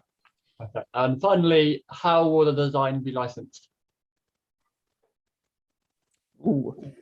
So well, this is a student project, and it's certainly one that, like we did with our Raspberry Pi ones before, we plan to open source it at some point. I want to get it working first, so that if someone goes and produces a design based on this, that it will be, you know, able to be usable. So I want to see one first working out in the wild before we put that on GitLab. So the University of Surrey has its own GitLab pieces, and you should be able to find some of my other projects there. But that's something that we'll talk about in the coming future, I guess, post-COVID, and when we can actually then go and integrate something with a real spacecraft. Perfect. Thanks, Chris. Thanks, Sam and Phil, for taking part in this presentation. Very well done. We're on to our next talk, which is also by Chris. Features work on our systems by more students of his, Patrick, Hope, and Marcel Friesch. Patrick, M6U MP, studies as an electronic engineer with focus on space systems. He's an amateur radio enthusiast, enjoyed tinkering with cars, and played table tennis. Unfortunately, Marcel's on us today, so his research was presented by Chris. Over to you, Chris and Patrick. Yeah, do we have Patrick here? I think my microphone's working now. Wait, there we go. Right, okay, let me share the screen. Hello, I'm afraid I've got no camera. No props. Let me just share the screen.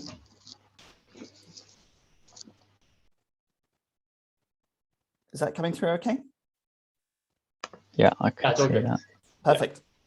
Okay, yeah, so welcome to kind of part 2 on here. And hopefully what you'll have realized is that we've been able to, in lockdown, just, you know, via the power of Zoom, like we're doing today, actually do a lot of really great engineering. And of course, that comes through, you know, our very dedicated students and staff as well. I'd like to, you know, give honourable mentions as well for people that aren't involved in this presentation. Julian Webber as well, who did his master's on simulating what you will see in the transmitter.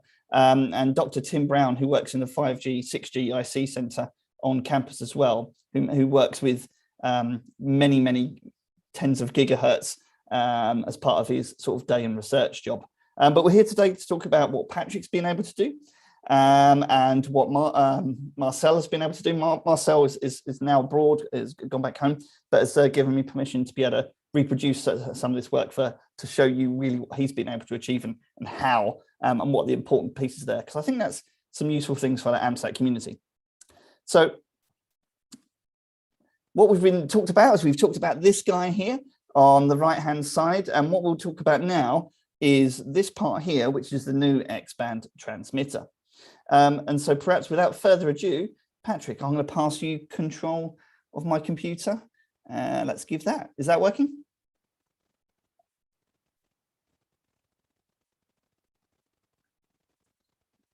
I can see the mouse move. Do you want to try and click on the next slide? There you go, left and right. Yeah, sorry, I was muted, but once I took control, it didn't give me control to unmute myself. So thank you, whoever's just unmuted me. Yeah, so during my dissertation, in my third third year of university, was doing basically breaking down this block diagram that Chris and David provided for just the X-band part of the RF chain. So this bit in the top outside of the red is David's part, G0MRF.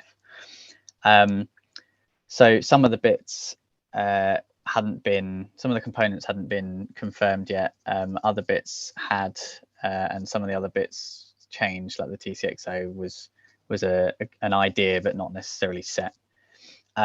So the basic aim was to research the existing parts, choose and like lock down the unconfirmed ones, like the power amplifier, and then turn them into schematic diagrams with whatever complementary components they need, capacitors and resistors and things, any power supplies, and then design elegant breadboards so that we could test each of the sections individually, and then test them separately, make sure they work on their own, and then combine them to test them all together. So we separated the transmitter into 4 blocks, which were the local oscillator, the RF mixer, and the high power amplifier. And then the 4th block in the chain is the filter, which I didn't handle, as Marcel, which we'll hear about that in a little bit. So the local oscillator generates the high frequency signal that then is mixed with the modulated intermediate frequency. So our data is modulated at a low frequency of 866 megahertz, and that's going to get combined with this local oscillator at 9.6 gigahertz, which will give us our final output frequency.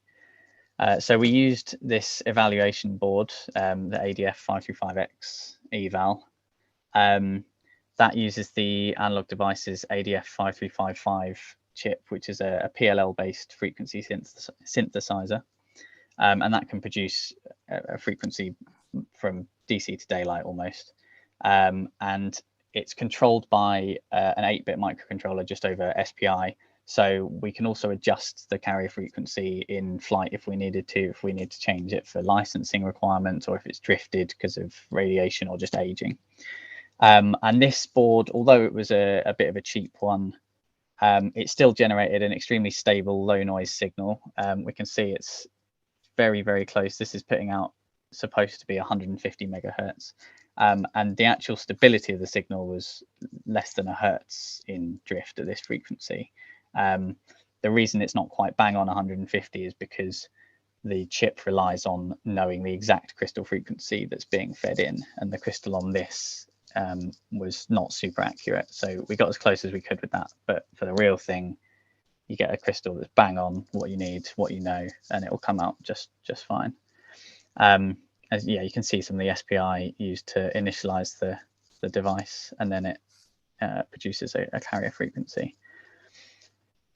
The RF mixer was the second thing, second stage really, and that takes in the 866 intermediate frequency and that previously generated local oscillator. There's some buffer amplification just to make sure that the LO signal is high enough power to drive the mixer, because it's a passively driven mixer. And then there's another buffer amp after the mixer to bring the signal back up, because being passive, there's some loss in the system. So this, we had to be quite careful because we've got 9 and 10 gigahertz coming into this thing. We had to be quite careful that we match the transmission lines very carefully to 50 ohms. So we can see where it comes in, and then also it kinks in here. So these are matched differently for a transmission, a microstrip transmission line, and then a coplanar waveguide into the chip, which would sit on this footprint here. There's also a pi attenuator added in, which goes in this section here. It hasn't been populated in this image, which we could adjust. That not only matches between the SAW filter and the mixer itself, but also allows us to adjust, giving it more or less attenuation if needed, so we could fit 3 dBs or 6 dBs or whatever we need to make sure we're not overdriving the mixer. And the response to that was what we were hoping for, really. So this graph shows what the SAW filter how it should perform, and on the right we can see almost pixel for pixel identical, all of the little dips and troughs. This is the real response of the filter on board, but we can see it's up at 10.5 gigahertz instead of 866 megahertz. So this is our filtered output signal, and it still matches just how we expect. The S parameters of the mixer were pretty good. The output voltage reflection coefficient was nearly -20 dBs, and we had -8 on the input, or -9, give or take.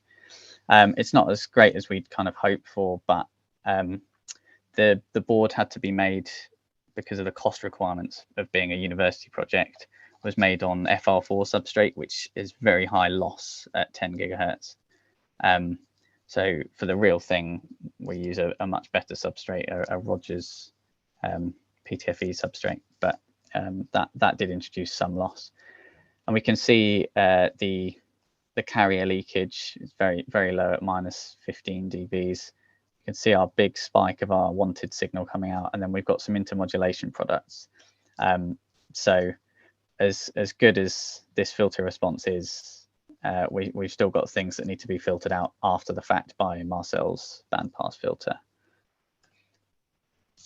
So then after the filter, we'd have the the high power amplifier, which on board was just whatever power equipment, capacitors and resistors to bias this thing up. And 2 power rails. There's a negative bias rail and a positive rail where the main power comes from, because it's a depletion mode FET device. So the board was just RF in and then the power amplified RF out. Again, we tried to match the transmission lines as closely as possible, and match what the manufacturer recommends in terms of vias and thermal stuff and inductance to ground. You can see actually that we've got quite a bit wider tracks, and that's again because of the FR4 substrate. It wouldn't be 50 ohms if we went with these narrower tracks that they're expecting, because the manufacturer would have used Rogers in this design. When the board arrived from the manufacturer, we actually had some issues. The SMA connectors that were fitted were just generic ones that weren't rated to go up to 10 gigahertz, so we had to replace those. Some of the resistors and capacitors you can see here were tombstoned because the components available at the time were not the right ones, so we had to replace those. And there was also a manufacturing issue where the thermal sink directly underneath the chip, which should have been here where you can see the vias, was displaced as a result of moving some things around on the software before getting the PCB produced, and that didn't carry over with the change. The actual S parameters of the input was very good going into the chip, and that was about as far as it went. And unfortunately, the S parameters on the output were really bad. -5 dBs, and we should be expecting again -20, -30, something like that. Which 60% of the power was getting wasted as heat somewhere, and the gain was only 5 dBs instead of the expected 23. And it turned out that there's 3 stages of amplification in the chip, and the final output stage had a failure at some point. Whether it was on putting it onto the board or in transit, it's not clear. But that's why the responses matched what we expected, but the actual gain of the device was not what we were looking for. And unfortunately, that meant we couldn't test the device any further than that during the dissertation, because it would have just destroyed it if we went all the way up to 2 watts output.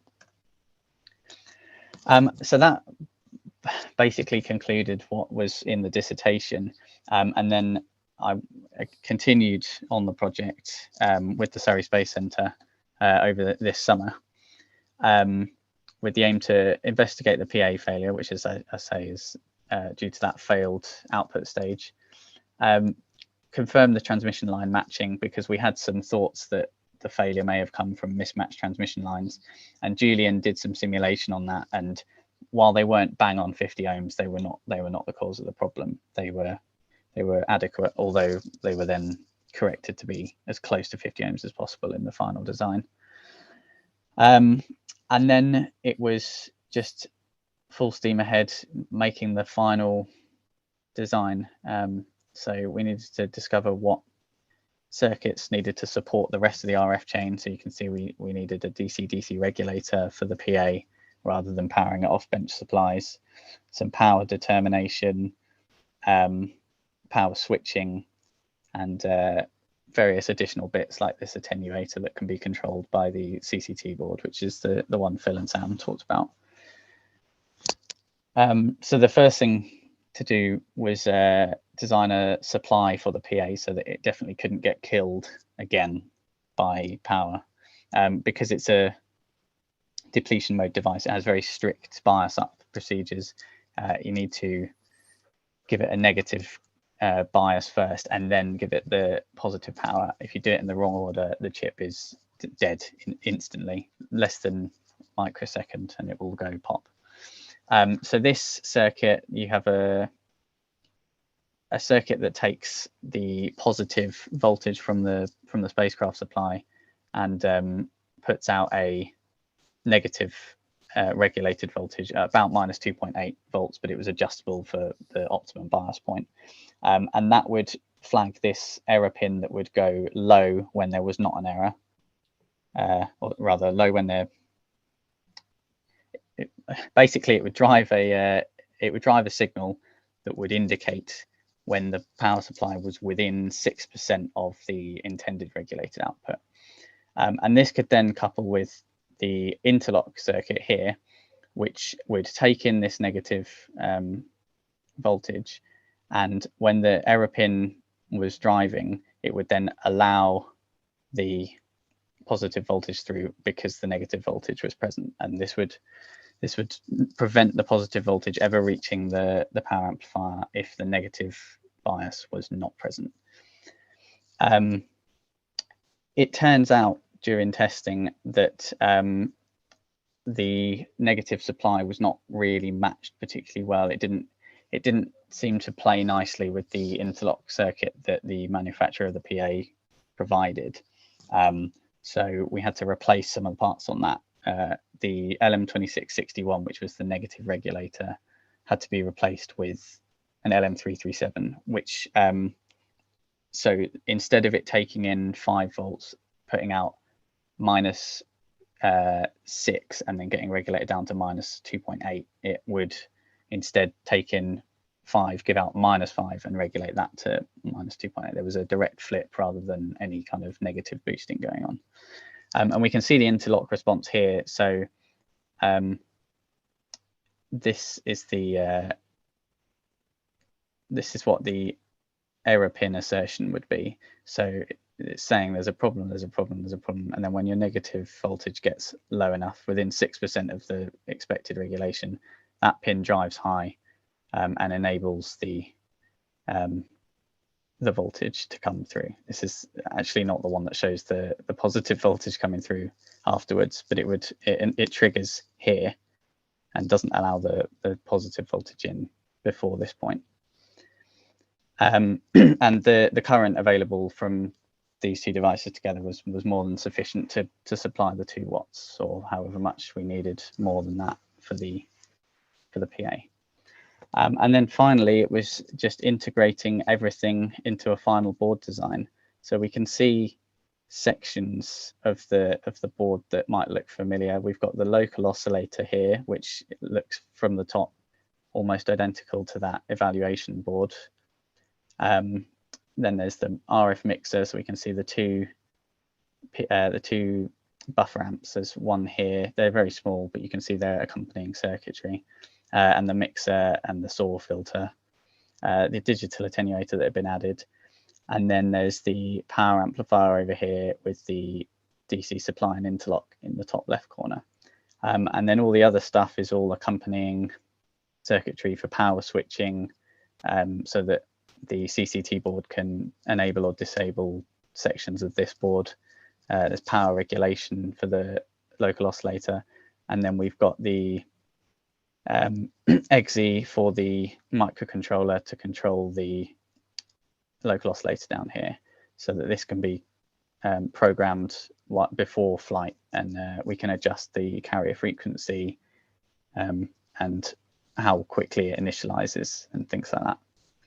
And that all ends up in this big system from start to finish, with the 866 megahertz in through the chain and out at 10.5 gigahertz here.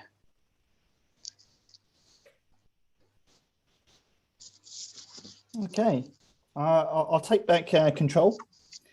So the next part, I realise I haven't got too much time to talk about this next part, but really this is now the work of Marcel Friesch's work with Dr. Tim Brown on the antenna, really. And this will be a whistle stop tour, as I think I've now only got about 5 minutes. So the idea behind this one really was to have a low complexity feed structure, a low profile antenna that could essentially fit and be developed alongside existing CubeSat sort of parts. And particularly what we cared about was a wide beam width, 120 degrees, but also to have then a sort of low return loss as well. And that return loss was very, very important for us, because that low reflection coefficient really would mean that if it wasn't there properly, then we would obviously have problems with the PA itself. So there was, as part of Marcel's work, he actually looked at new designs as well as sort of older existing designs. And I won't go into sort of two of these into much depth, really. One, which was then looking at a probe feed of an S-band inverted dipole, and the other one, which was actually one that we looked at more than likely, which is the use of sort of hybrid couplers and having patches essentially sandwiched between each other on these systems.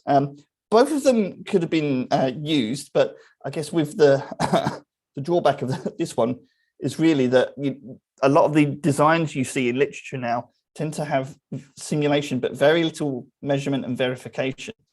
So we ended up going alongside with this one, where you could sort of have sort of slots, if you will, to cut out, and big air volumes being able to then work together with each other, and with a hybrid coupled system that allows us to then beam different patterns. So what were the key things really for this particular aperture? Well, the key thing that we had to worry about really was the sort of patch geometry itself.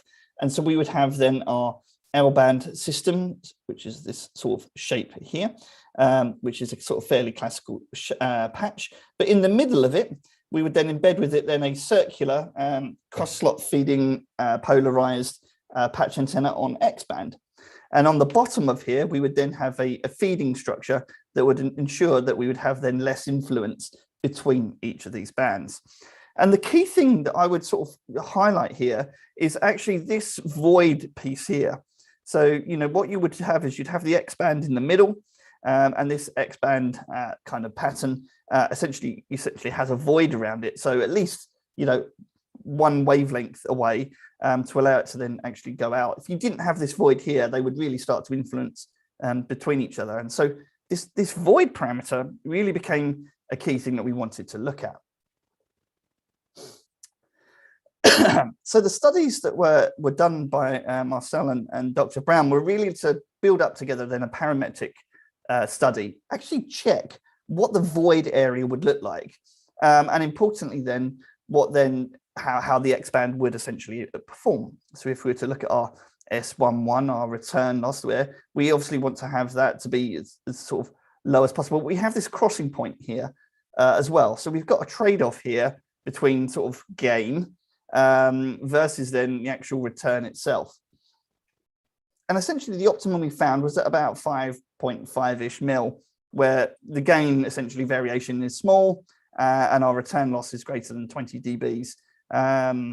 For this particular parameter. So this was really good sort of thing to sort of study here, because it kind of tells us then the limitations of that void and how it might then perform alongside the L-band system. So we've kind of got now two conflicting things here together. The other thing that we also set as well as a requirement were that they would be polarized. And so to give further isolation between them, we would check that the X-band system itself was right-hand polarized when it was coming down. And so we were able to demonstrate that by looking at the E and H fields. Here you can see this on the simulation here in ADS of the E field of the X-band system right in the middle of the patch. And we can also as well look at then the L-band one. And of course, it's all of these sort of edges that we care about when we look at these sort of simulations to then confirm. And that gives us then another sort of sense of isolation between the system. So these are really good figures to help us confirm what is happening. Now, you can just about see in the middle of here some edge factors as well, where energy then that isn't being fully transmitted is actually then coupled a little bit with the edge of the void as well. So we have to just be careful about what those look like here. Now, the X-band coming straight out of the middle part of the void, but that one for L-band is coming out there at 1.264 gigahertz. So what do we care about this? From our single sort of band prototypes, we could learn then really that what we designed was really narrow bandwidth.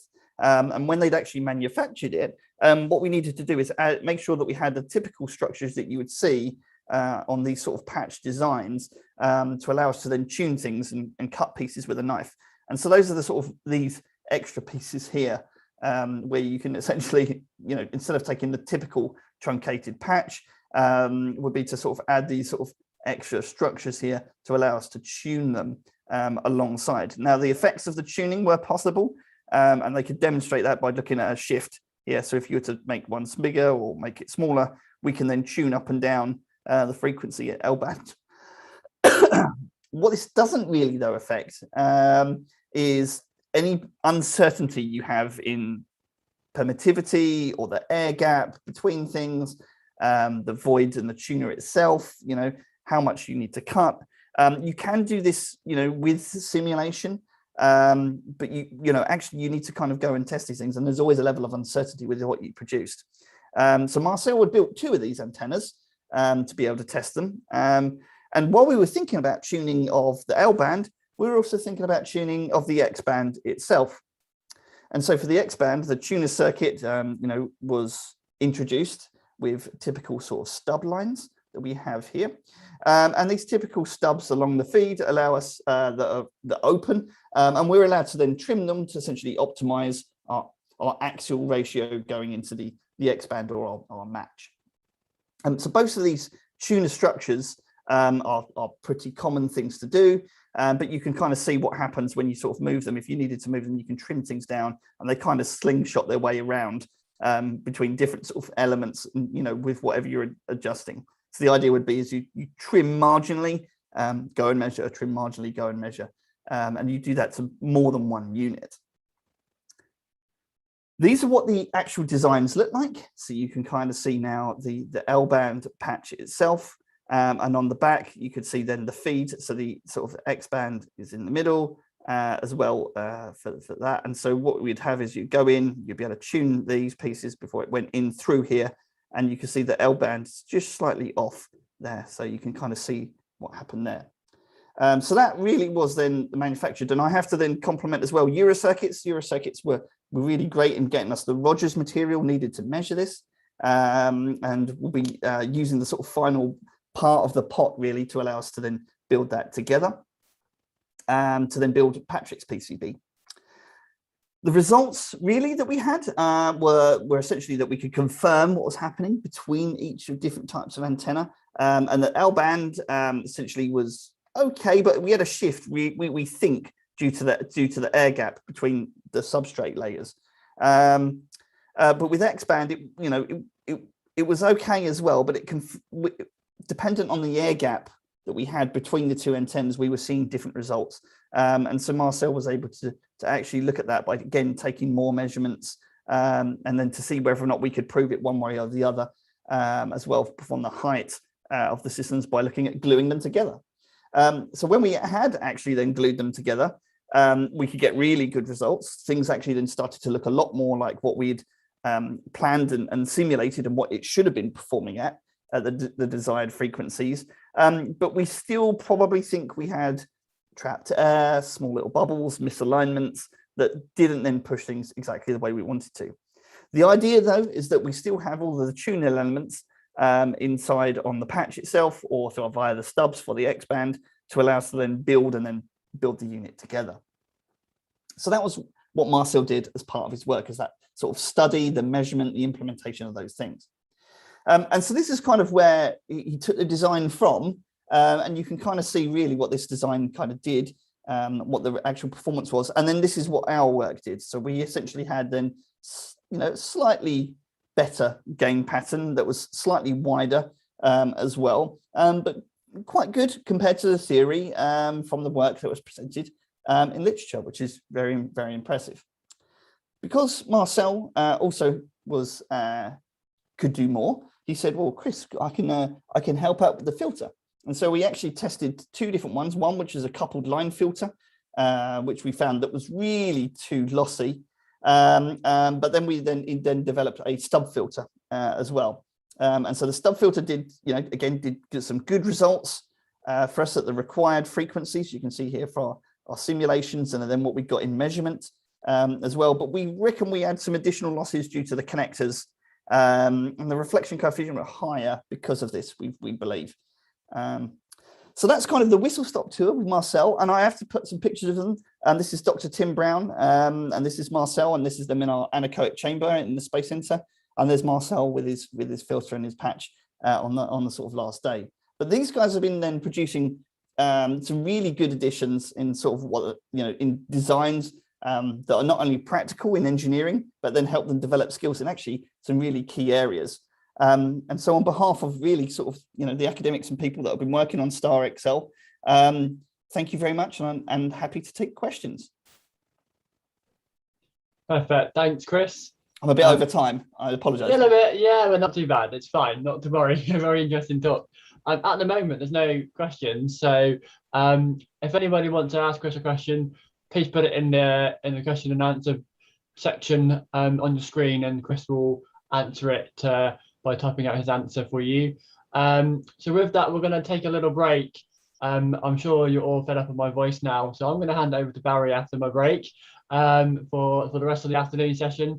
We're going to take 10 minutes, but we're a little bit sort of behind slightly, but we're going to come back at 2:40 to continue the rest of the afternoon. Thank you. Thanks, Slade.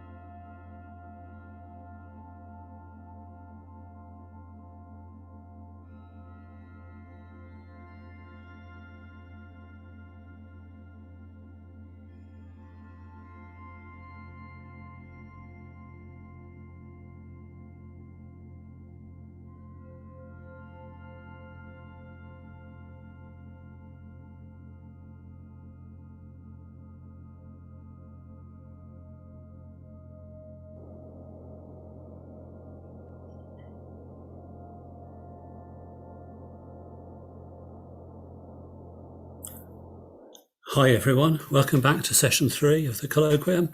I've been some very exciting presentations already during today, and thank you to Slade for comparing the first 2 sessions. Later on in this third session of the day, we've got Dave Johnson and Peter Goodhall, but first of all, with 3 very well-known people together talking about the AMSAT work, we've got Iain Young, who's going to be talking about and showing a demonstration of QO100. Iain, apart from the fact that you and I both come from Coventry, and you're a major guru of QO40 and GNU radio and so on, I think we're all waiting to hear from you, so off you go. Okay, thank you very much, Barry. Hopefully everybody can hear me well enough. What I'm going to be talking about today is not repurposing a Sky dish, but actually receiving QO100 at the same time as typical Sky TV transmissions. So with no more ado, I will share my screen. If I can find it. Oh, too many.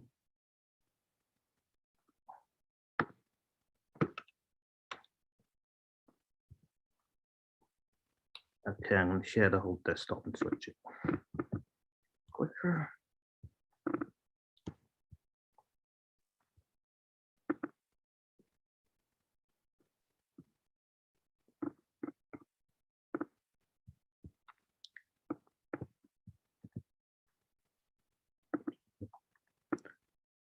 Slideshow.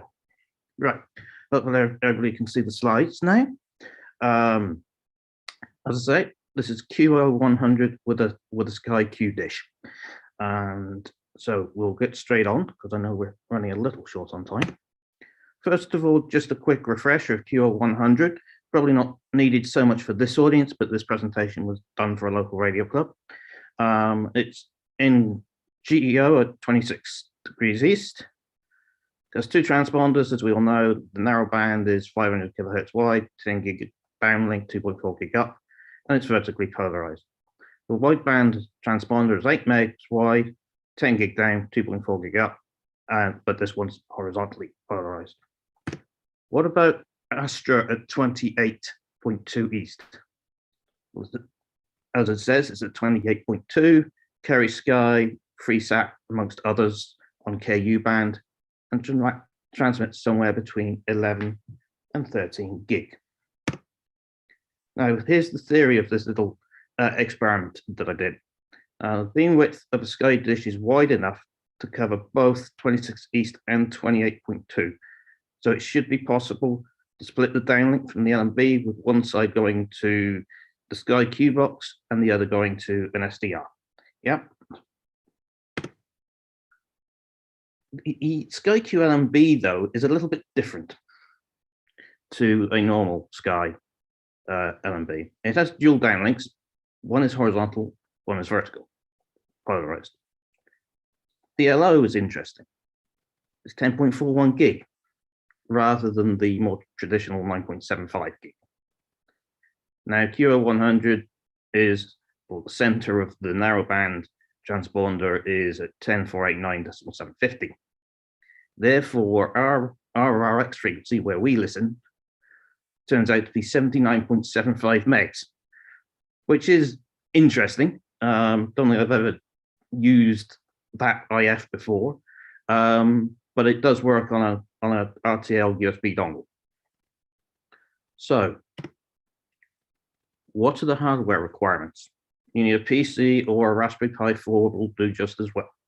You obviously need the dongle.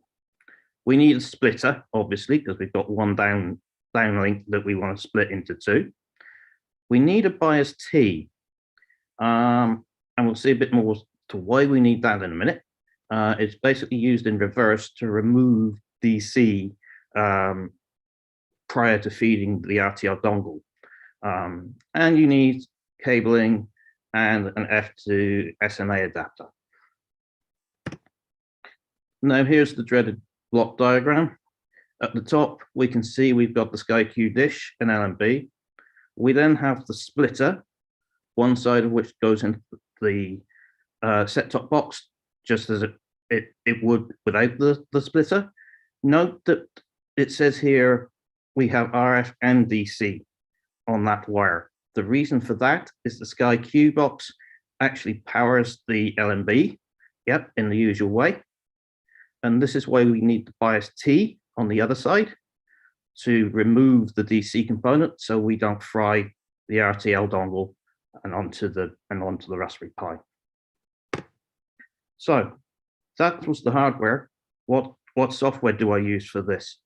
Well, you can use your own favorite software that works with an RTL dongle, SDR SHA, GNU Radio, any of them will work. But AMSAT-DL have provided a couple of QO100 specific packages that you access via a web browser, which I'll show you one in a moment, or at least a screenshot of it. But I wanted to talk about the implications for the SkyQ system. So I measured the box can report its signal strength and signal quality. So I checked it before and afterwards. Before, it had a signal strength of 90 and a signal quality of 80. Afterwards, it had a signal strength of 80 and signal quality was still 90. Now, I don't actually have any idea what those numbers actually mean. They only seem to go up and down in steps of 10, but there was absolutely no loss of channels or it being worse during rainy conditions or anything like that. So even though there's a splitter in there, even though that's at least 3 dB loss, no actual impact whatsoever. And that's just a screenshot of the software I installed, written by DJ0ABR. As you can probably tell, that was late one night, probably late one Friday night, when I demonstrated it for the local Coventry Amateur Radio Society. So does anyone have any questions?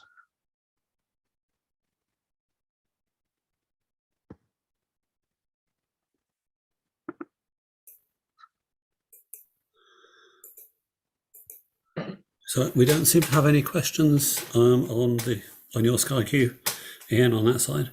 But that was very interesting and a great idea of how to integrate everything together. Stops too many dishes. Yes. You to be a planning lawyer, right? I get worried about lots of people putting too many dishes on their buildings.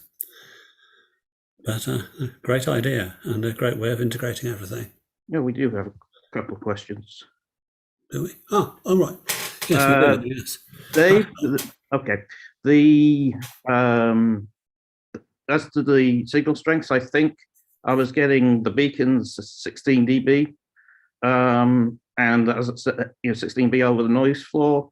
And as I said, there was no issues with the Sky side. As to the size of the dish, it's a standard Sky, probably about 60 centimeter dish, something like that.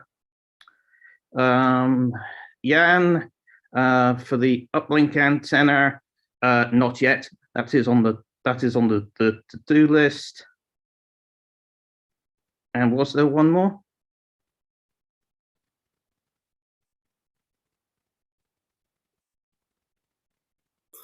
There's a query about integrating the uplink as well. Yes. Yeah, that I haven't done yet. It is on the to-do list, see if I can play with it. But yeah, it is a bit difficult to get to the dish. Evidence of vandalism. Okay. Yes, John, read your 67 dish. I believe that will be just fine for QL100. Peter, I'm sure you can correct me if I'm wrong. Iain, could you also read out a question? Oh, yes, sorry. So John Stringer asked if he's got an old 60 centimeter dish from the analog days. That should be absolutely fine. I would think for QO100. And Justin Cockett asks, did I try DATV? Good question. Again, that's on the to-do list. It's a little more challenging because of the increased bandwidth that you kind of want, but the wideband transponder will turn up at about 85 megahertz. So getting an SDR with the bandwidth and cover that frequency can be interesting. I see also Iain has asked about noise issues, given the separation of image frequencies is rather closer. I'll be honest, I haven't. It was put together in an evening. It's not causing me any issues whatsoever, at the moment. But as I say, yes, something I probably should look at. Great project. Okay, I think we've covered all the questions. I'm just checking on the chat. There wasn't anything on there. I don't think there's anything come up that way. So with that, thank you very much indeed, Iain. That's great. As always, you're very much the guru of sorting things out on that side and coming with interesting challenges and so on and so forth. So thank you very much indeed. You're welcome. Thank you, everybody. I think we've got a couple of minutes before we're due to start Dave Johnson's presentation. I don't know whether Dave is ready. We'll give him just a couple of minutes longer, if we may, on that side. Oh, Dave, you are around. Would you like to be introduced? Yeah, that's fine. Go ahead, Barry. Okay. Dave Johnson will be well known to everybody in AMSAT-UK and across almost the entire AMSAT movement around the world. He worked for Marconi Communications in the 1970s before moving into an IT consultancy career for over 30 years. An interest in space has been there all of that time, which has led him to mentoring on ESA education projects. And in recent years, Dave has worked on or with Bright Ascension as a senior software engineer working on mission control systems, Infostellar as a technical project manager deploying ground stations as a service operations, and currently works as a principal RF engineer with B2 Space. He's also a member of the FunCube and ARIS-UK teams and has been making so much AMSAT satellites from the UK work fantastically well for the rest of us. So a big thank you for that anyway on that side, Dave, apart from the rest of the teams. And I invite you to take over and start having a chat about on your presentation. Thank you, Barry. Can you hear me okay? Yep. That's fine. Okay. Share the screen. Make sure I pick the right one. There we go. Right. B2 Space, a small startup company. I'll tell you more about it as the presentation goes on. But B2 Space stands for Balloon to Space. You'll see what I mean by that as I go through the presentation. This is a company introduction. It's based on the usual sort of marketing slide pack, which has been suitably edited for this audience. So excuse it if it's if it does appear to be some marketing. I've added more technical stuff towards the end.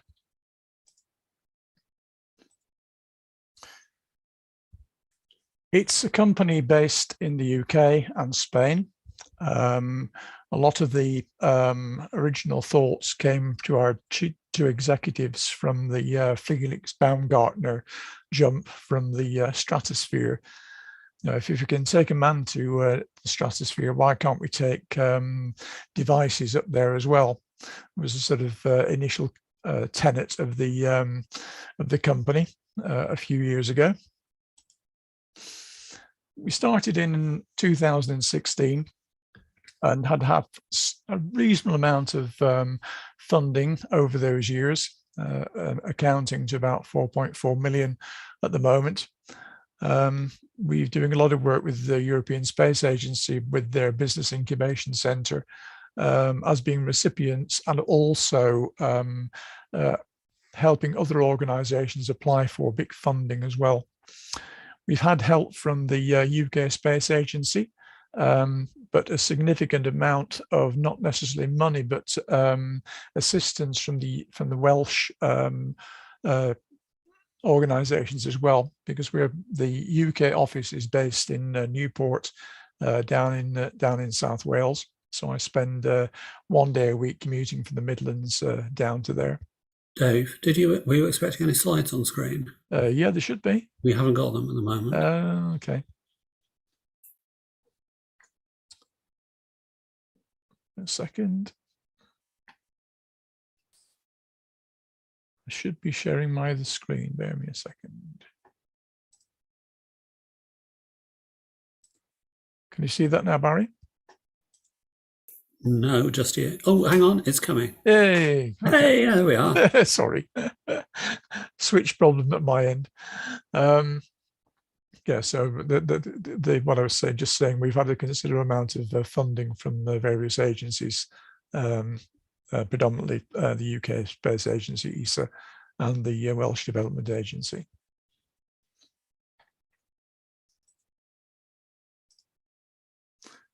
The team is about 15 people now. The plan was to grow to 30 by the end of this year, but COVID's had a significant amount of problems for us. We have been very fortunate in that the UK Space Agency have a STEM events once a year, and we took on three students, MSCs, and we've recruited one of them onto permanent staff, so that went extremely well for us. The background of the company are from professional engineers, all the usual suspects, Airbus, GE, Rolls-Royce, myself from many years ago in Marconi, so aerospace and comms expertise.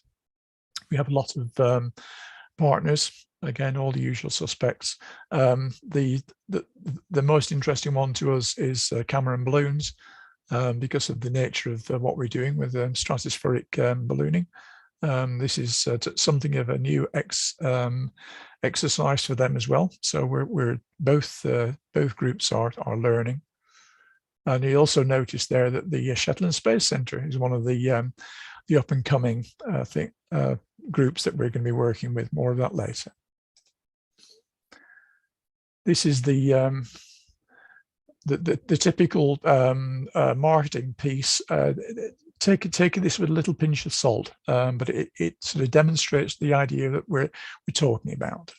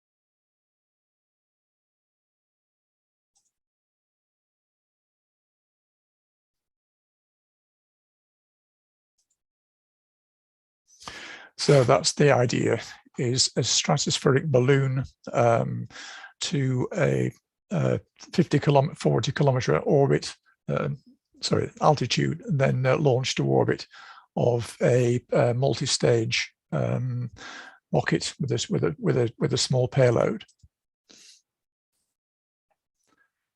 The idea being that we can save a lot on the launch cost in terms of fuel and mass. Getting to that point, we can lift up to about 35-40 kilometers and then do the launch. Admittedly, it takes longer to get there, but there is a lot of saving in terms of mass, etc. We're doing a lot of interesting mechanical engineering activities to do this, including additive machining and advanced materials to keep the weights down, etc. So we have a set of mechanical engineers who are working on this. Part of the B2 space, as we're a commercial company, we have intellectual property. We are working with other organizations and have acquired some IP from other third parties. We're talking about balloon control in terms of the positioning of the balloon, the tracking of the balloon, and of course what happens when the balloon comes down. So we're doing a lot of work with the high altitude balloon organizations, including the amateur ones in the UK. Launch control, because we aren't on the ground, we're flying at for 40 kilometers. We've got to point the rocket in the right direction. A lot of safety is involved in this, of course. Right direction. Where are we over the Earth? Where is the proof of concept rocket going to land, etc. So we have some considerable negotiations with the CAA, of course, in the UK. So a lot of negotiations with them. Because we're doing high altitude operations, I sort of mentioned that we're talking with Cameron Balloons and other providers for specialist materials. And also, once we've done the launch, we have to bring the balloon down. And that has to be done in a controlled way. So we're working with termination systems for that as well. As well as the high altitude ballooning of the rocket, we're also doing a smaller program. And again, this is the video for this.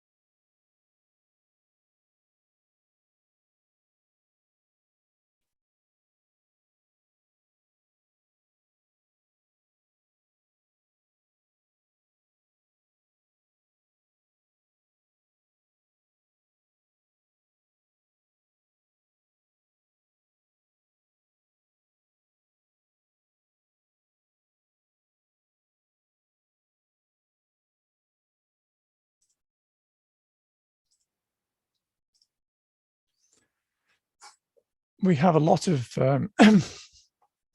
we've had quite a lot of interest in terms of the near space testing. We're approaching several universities in the UK and in Spain as well to get the things underway. We won't have any more this year, of course, but we're planning at least 4 next year. The plan is to be on a rolling basis, whereby we advertise a launch. And then we get basically in the early days as many people on those launches as we can. Targeting small satellite manufacturers and subsystems. So I'm sure we're going to be talking to possibly somebody who's already given a presentation here today regarding one of those opportunities. We can qualify, the idea is to be able to space qualify devices if we get a launch from the rocket, but we can certainly get to near space and the partial vacuum of that. We can model the temperature gradients, of course, in the lift up to the stratosphere. We're subject to a certain amount of radiation, of course, so we can do radiation testing. The idea being that we can speed up development cycles in terms of you don't have to wait for the fully fledged launch. You can use us with our facilities to get us to a short-term launch, or maybe what we call a floater. In terms it may go between countries, or maybe do an orbital suborbital trip around the Earth. We're cruising between 18 and 40 kilometers. We have had some restrictions set on us in the UK because of the air law that's is action at the moment, and with the UK Space Act, we have restrictions set on where we can cruise to before we launch. As I said, missions can be from 2 hours up to a day or possibly more. I'll talk about multiple launch opportunities in a little while. We launch, terminate and recover all the flight hardware, the experiment and the balloon itself. We can take up to 20 kilograms at the moment. We can provide electrical power. We can do bespoke missions as well, but most of the flights at the moment are flying on board the platform. We've just seen the Hawk platform. We've got standard interfaces for power and telemetry, but we can always change those as well to suit at a cost, of course. This is the Hawk platform. Basically, it's a bigger version of the Cube. I think it's 6'6". I'll have to do the calculation.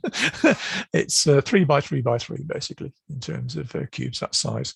The orange block in the middle is our telemetry block and our own instrumentation and some other devices that we use on board. If you want to talk to me about what the other devices are, I'll have to talk. You'll have to sign in an NDA, unfortunately, because we are a commercial organisation. But there's some interesting stuff that we'd like to share with other people. I talked about launch opportunities. Our predominant one so far has been in Snowdonia, in the Welsh Space Centre. We've done about 5 to 6 launches in there, maybe more now. The up and coming one is the Shetland Space Centre in Unst. We're talking to Shetland Space Centre and have been doing for quite some time. We maybe want to, the problem with Unst, of course, is the weather. We estimate that our launch window is between May and late September, once they get everything online. But it is a challenging location. So predominantly now we're moving our operations in the short term to one of the airfields in Leon in Spain. It's a joint airfield between commercial operations and military operations. We do most of our work with the military part of the airfield, and I have to say they've been extremely supportive of us. We're doing near space testing practically. We're doing work with Open Cosmos. We've been doing some work with certain biological organizations. We're pushing more and more into university collaborations as well. So we'd be very, very pleased to talk to anybody about the Hawk process or product with any academic organization.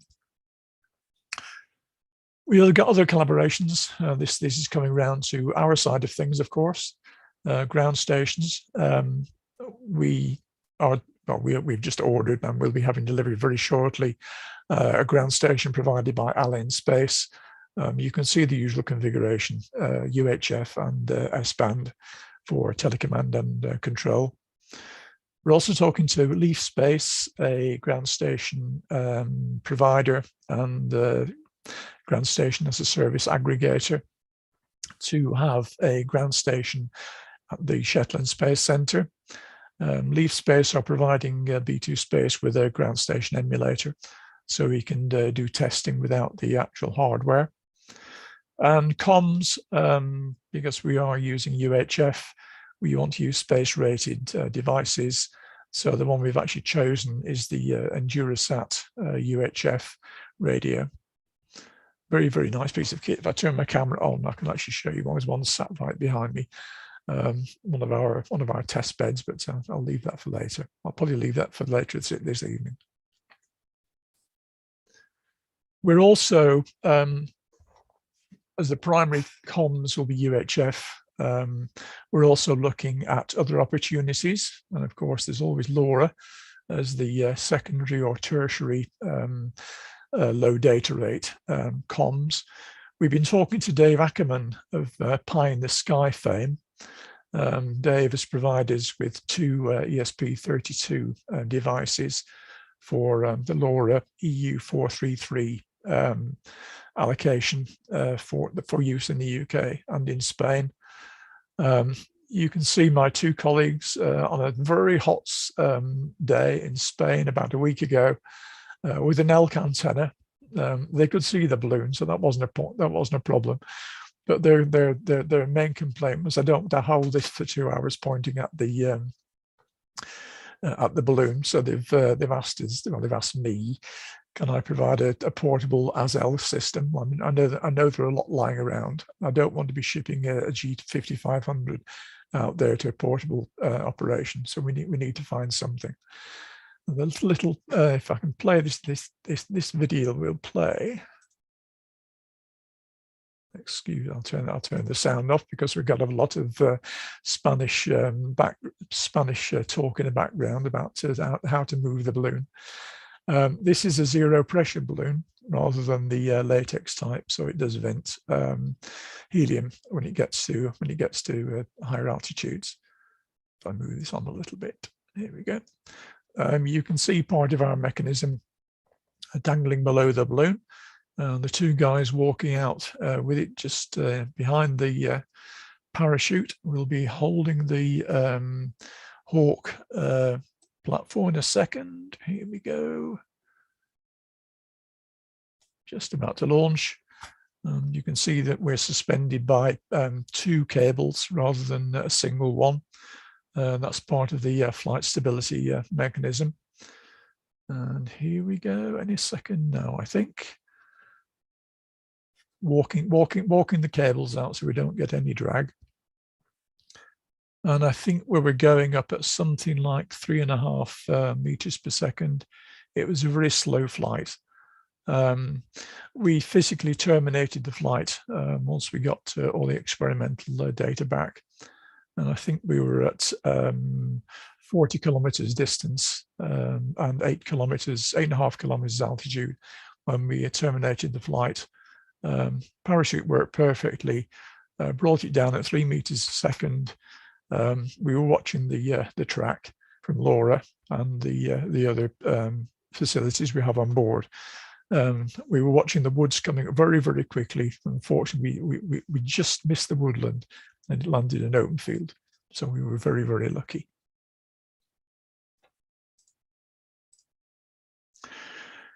As well as the LoRa opportunity, we're also looking at other systems. We can't use APRS, of course, because we are a commercial entity. Therefore, we have to look at its alternative, which is AX25, to do the TT&C. And it seems to work extremely well with the EnduroSat because it's already built in. Because we are a commercial entity, we can't use, of course, as Hans said very early in the presentation, we can't use the UHF allocations for downlink. So we have to move to other ones. Fortunately, in the UK and under an international treaty, there is an allocation of 399 to 403 megahertz, which is the meteorological and Earth to space and space to Earth allocation. Ofcom have the facility for short-term licenses for allocations in this frequency band. They're called innovation licenses.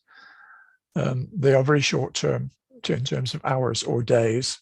Ofcom have been extremely supportive because our original intention was to launch from UNST in late July. They said, "You've slipped, guys. Do you want to move the license?" And we said, "Yes, please." And what we said, what happens if you move to that next year? Basically, you asked nicely. We had some challenges in terms of that frequency because of the large radar installation in North Yorkshire. who are interested in the sort of 400 meg allocations. We believe that they may have been involved in this negotiation, but Ofcom, of course, will not comment on this. But we've got that allocation, so we can now do AX25 on 400 megs, and that's working quite happily with the little radio sat behind me. So I've jumped ahead. One thing I should have mentioned was we're using GNU radio to a large extent because the Allen Space ground station will be using it. And one of my colleagues has been learning about GNU radio over the past 2 weeks. Thanks to Danny Estevez and Alex for their input. It's been greatly appreciated. GNU Radio 3.8 is in use with us because we don't want to go to 3.9 because of library instability, well, library difference issues, I should say, because that's what Allen Space are using. Well, that's a short summary of what B2 Space are up to. We very much like academic institutions to get involved, and we'd like to talk to commercial organisations about sort of flight testing. That's my details. I'm sure it'll come up on the playback later. You can also get me through AMSAT-UK as well. Thank you, Barry. Thank you very much, David. That's great. My ears were pricking up actually about Agritech. I know one or two contacts in that sector who I'll have to put in touch with you on that side if they're not already. We have got a couple of questions come up already on the link. One from Iain saying that over in the Netherlands, they've had an annual event where they use a weather balloon to carry some amateur radio kit, wait for the balloon to burst, then try to locate the transmitter once it's come down. But that's now being blocked because of changes in insurance rules, making it uninsurable. Do you have any similar issues here in the UK on insurance? We have shall we say, a significant amount of third-party insurance commercially, yes. And probably watching the current UK Space Agency consultation. Oh yeah, we've been involved. We've been involved in the consultation. Yes. Yeah. And then secondly, Wouter has also asked himself, can you share what cut mechanism you're using for the flight termination? Unfortunately, no. Thought that might be the case. ask me offline. I won't say it in public. So it's somewhat like a balloon version of Virgin's links from Newquay, except you don't need the 747, as it were. I can say that's part of the Newquay. I've got to phrase this very carefully, of course. B2 Space also undertake flight safety investigations as well, and we have been involved with Newquay and that organisation as well. Oh right, oh that's good. Well done. It's great news to hear what's being done on that side, and to see another company making its way and building up on that side. There's got such interest for us collectively, and I have just seen on the chat one suggestion of maybe you could carry surface-to-air missiles. Well, yes, I can say that some of our proof of concept ordinances have come from interesting sources. Quite interesting. That's great fun. Good. That's brilliant. Okay, are there any other questions? Has anybody any other questions to put for Dave on this and B2 Space? Ooh, I think we're quiet at the moment, but that was very interesting. It's good to see another method to launch coming forward that also has some environmental benefits. So, one quick question for me, actually. This is just theoretical. I assume you have to get the balloon itself down as well safely afterwards. Yes, we do. We have tracking on board the balloon as well. So as well as the payload, we have tracking on board the balloon. So if it's a launch from somewhere like on, say, we go out into the sort of Atlantic or North Sea, we have tracking, and we also have a recovery vessel as well. Mm-hmm. There's an awful lot of ground stuff, as it were, besides the ground stations we all think of. Yes. That's great. Does anybody ever have any more questions? Well, apart from Peter would like to ask you whether you're ever going to retire. This is it. Thank you, Peter. At this rate, I don't think so. I'm enjoying myself so much. Oh, that's it, clearly. Okay, thank you very much indeed, Dave, for a great presentation. Interesting look on that side and further topics. We are due to start Peter's talk in a few minutes at 3:30, unless Peter wishes to go ahead. I assume Peter is online at the moment, but I can't see him on my screen. But is he there? No, Peter isn't up on the panel at the moment. Okay, so we're going to be looking in a few minutes at the man himself from, as his title puts it, 57 degrees north, to have a look at his experience of satellite operating and summits and everything else on that side. I will wait a few minutes before introducing him because I don't think we've got him on. Oh, right. Which was telling us it's we have the recording of Peter's presentation. I apologise for that. Unless anybody objects, I think I would suggest we actually move forward onto Peter's presentation.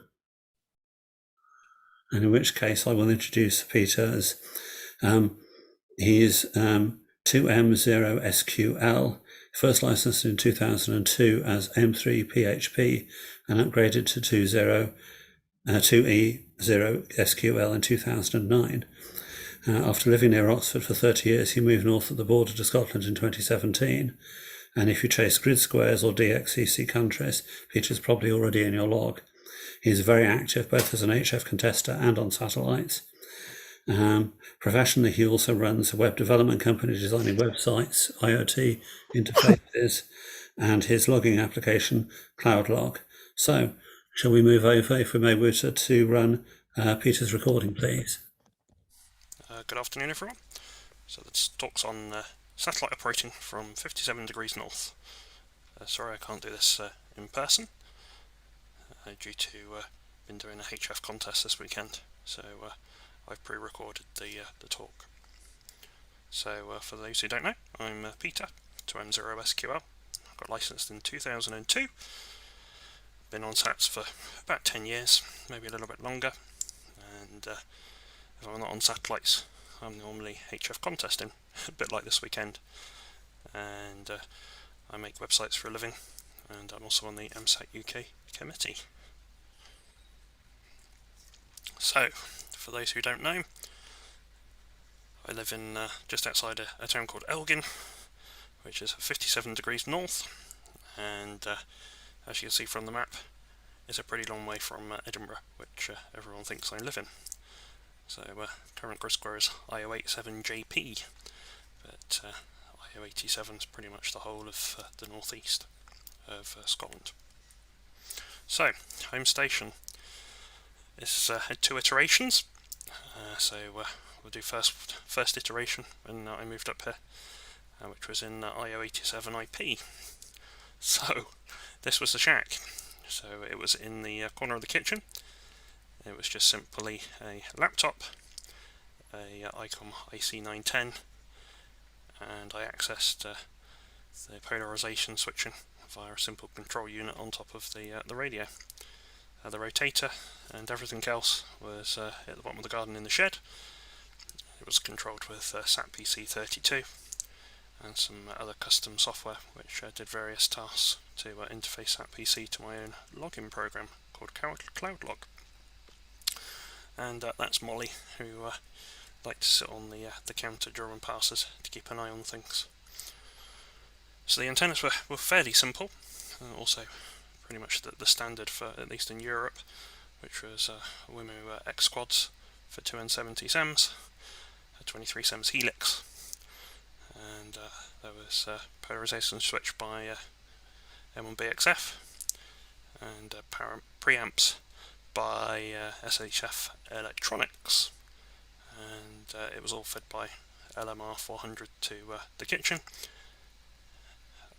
up to the pole. So nothing too special. And the antennas was not high. They were about 10 foot. I could access them from the ground.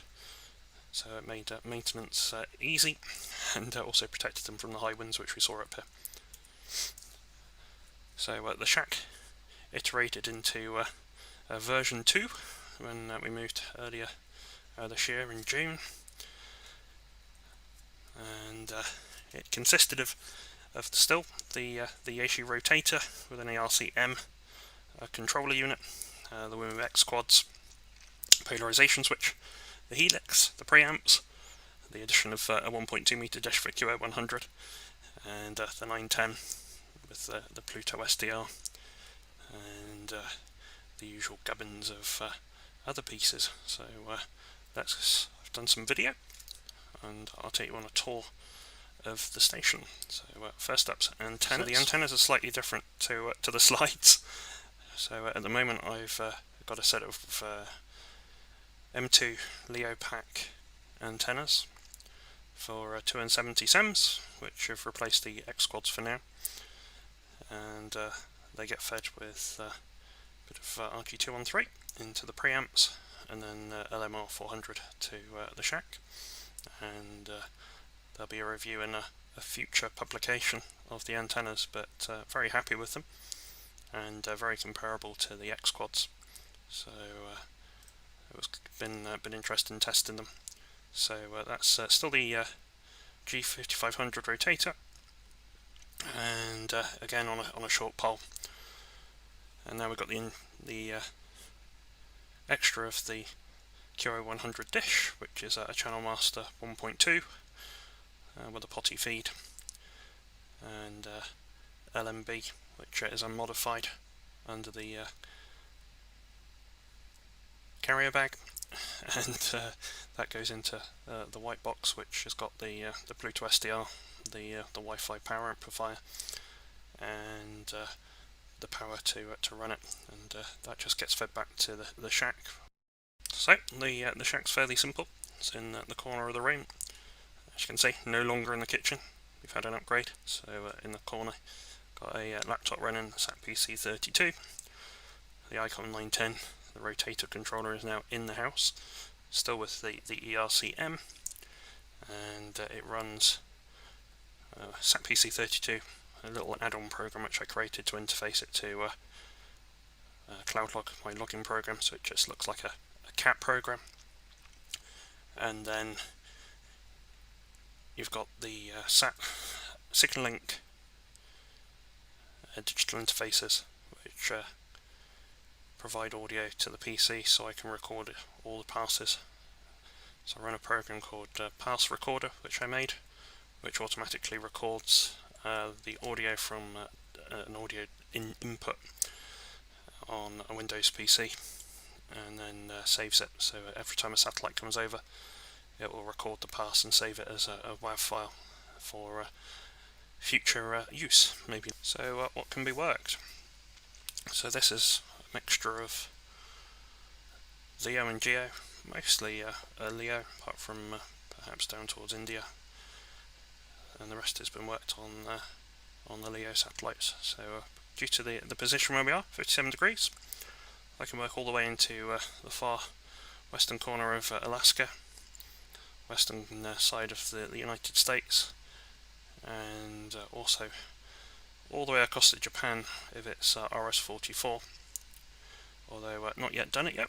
Need to find a suitable far pass and someone to work, but very lucky in the respect of can cover pretty much the whole of the US and Europe, and down to about the middle of North Africa. So there's still lots of squares to work if people were there.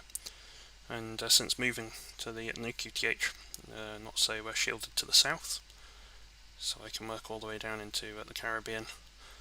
So that's been good. Gives some extra squares to chase, but there's not a huge amount left in Europe to work. There's some squares still around Scotland, and the odd one which needs to get confirmed, but it's slowly working to be all worked. But Alaska is pretty much an easy shoot from here, and also Greenland. So it's nice to work WL7T and Oscar X-Ray 3 Alpha Hotel on the SAT passes for chats on the linear SATs, and I can chat to Alston of X3AH on the FM satellites. A little bit more activity on the eastern side of Canada with John V1 Charlie Whiskey Juliet and Dana VE1VOX. So we're now managing to get a lot of squares from that region of late, and also picking off QSOs on every satellite which goes over the Atlantic. So we're currently at 806 grid squares worked, with 627 confirmed, so not too bad on average. Most of them have been confirmed by Logbook of the World and the odd paper QSL card. These aren't based on EQSL style confirmations, so you can't use those for the DXCC awards and VUCCs. So, what's it look like on the bigger picture? So this is everything from LEO to GEO, and with the addition of QO100, there's not many places on around the globe that I can't work now. A bit of South America's untouchable. Hawaii still untouchable, which is a shame. And obviously Australia and down that way. But everything else is still pretty much in reach, and slowly picking my way through everything. But it's taken some time, but we're slowly getting there. Main thing is more trying to get people to go to some of these places and activate them. So this is what I've been chasing the last 4 years since moving up from Oxford, which is worked all states. Now, as we're further north, they're very easy to pick up. So the only ones I now need is California, Arizona, and Hawaii. Hawaii's out of the question. California's workable. Just need to find someone in the northern part, and same with Arizona. Had a couple of skeds in Arizona, but not managed it just yet. But there's still time.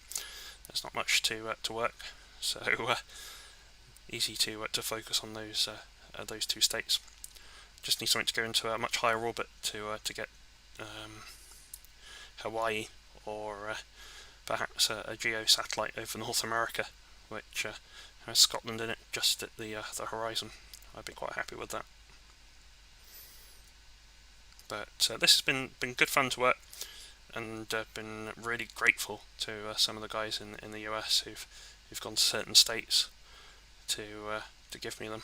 N6 UA, K9AJ, and the likes of the main US rovers have gone to some great efforts to cross off some of the squares. So, what happens when you've given everyone IO87? It's probably the most unrare square in Scotland now, although there's not many Scottish operators on the satellites. You've got to go and do something else. So you've got to go rove and give away all the new squares. So this is just outside Inverness Castle. It's in a big tourist area. This was just after lockdown finished this year in Scotland. Took the train across and worked a couple of passes in the morning. So I think this was when I was working AO27, and I worked John V1 Charlie Whiskey Juliet, and Pete, which is our ABI, as it was just turning off on the horizon. So that's the River Ness, and there was a bunch of tourists to my left and my right, and it was an interesting game of trying to not point the antenna through people, but managed it. Most people get their distance. A couple of kids run past, but it was good fun. So that's using the Arrow antenna with a custom carbon boom made by Ken, who's now not in Canada, VE3 HLS, and that dropped the weight of the Arrow to pretty much nothing. It feels like a paperweight when you're using it, and a couple of 817s, and a LiPo battery which is on the floor with a fly lead, and I just kick it around when I need to. So just a couple of an hour or two of operating. I managed to work into the US, around England and parts of Europe. It was a weekend pass. I didn't do too many of the passes either, so still plenty more people to work from that square and give it back, but it was a nice trip. It's only about 30 or 40 minutes on the train. so I can go back there as and when required, when people ask for it. So I did the easy square, which is IO77, and then it was time to move on to the rare one, which is IO97. I think the whole time I've been on SATs, never worked at anyone in IO97 apart from Henk coming for AUC, who was Maritime Mobile, who'd passed up this part and handed out the square. So the biggest issue for me, utter pain to get to on public transport. I don't drive, can't see very well, suffer from seizures, so if I'm going to do it on my own, it's going to be taking the coach. And as you can see from the map, it is not an easy route from here. So you've got to go from Elgin all the way down to Aberdeen, and then take the local bus up towards Peterhead. And that's just about when you start getting into IO97. Downside is, that is 4 hours each way on the coach, so you're looking at 8 hours of journey time, which is fine. Could do some work on the coach. I was fully prepared to do it as well. I was planning to go out, but it definitely would require some planning and a bit of a long day. But it's SATs, and lots of people were asking for the square. Instead of taking the bus, Charlie, GM1TGY, offers to go on a trip as well with me. So 4 hours turned into an hour and a half. So I quickly sent out a tweet and said we were going the following Wednesday. So Wednesday the 22nd was set in stone, regardless of the weather. We were going, and I announced that we were going from 13 Zulu till dark, which pretty much it was how it worked, and told everyone where I'd be, of course, and I gave some pastimes. So if you go on a rove and you want to find some good pastimes, satmatch.com is the website to use, especially for arranging skeds as well with people. So I highly recommend using that. So I sent the tweet out and just said we were going. So it's midweek, so a lot of people would be at work, and I wasn't sure how many people would be around, but it's always worth a go. So we went to IO97 AQ, which, as you can see, it's just on the northern tip of the northeast of Scotland, and the only thing between us and the next bit of land was water. So this is the portable shack. So this is Charlie, GM1TGY's car, and the battery was put in the back of the wagon to keep it dry, as it was absolutely pouring with rain from the minute we left home until the minute we got back. So it was full waterproofs, and trying to jump in the car between passes, but it didn't put me off. It was just a bit cold and a bit wet.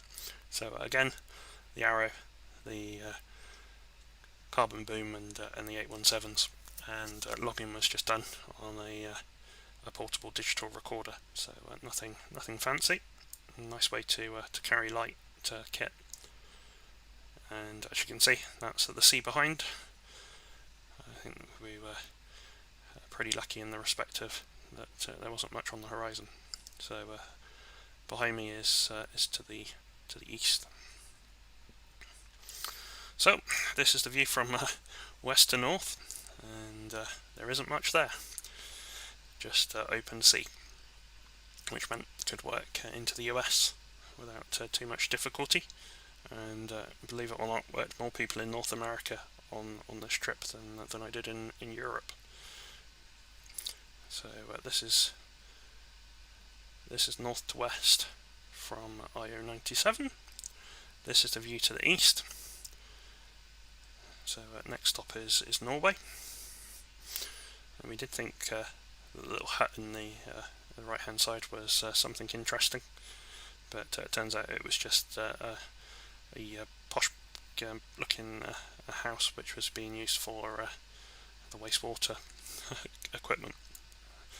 So we can dream, but it definitely wasn't what we was expecting. However, in between watching all the passes, we were lucky that we were in a little hotspot for seals, the whole time we were there, they were just playing off the edge by the rocks and eating all the fish which were passing by.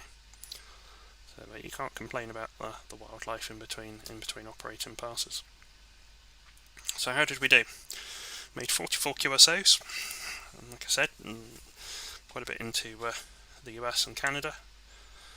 Furthest south would have been Florida, and plenty into the northern part of the United States.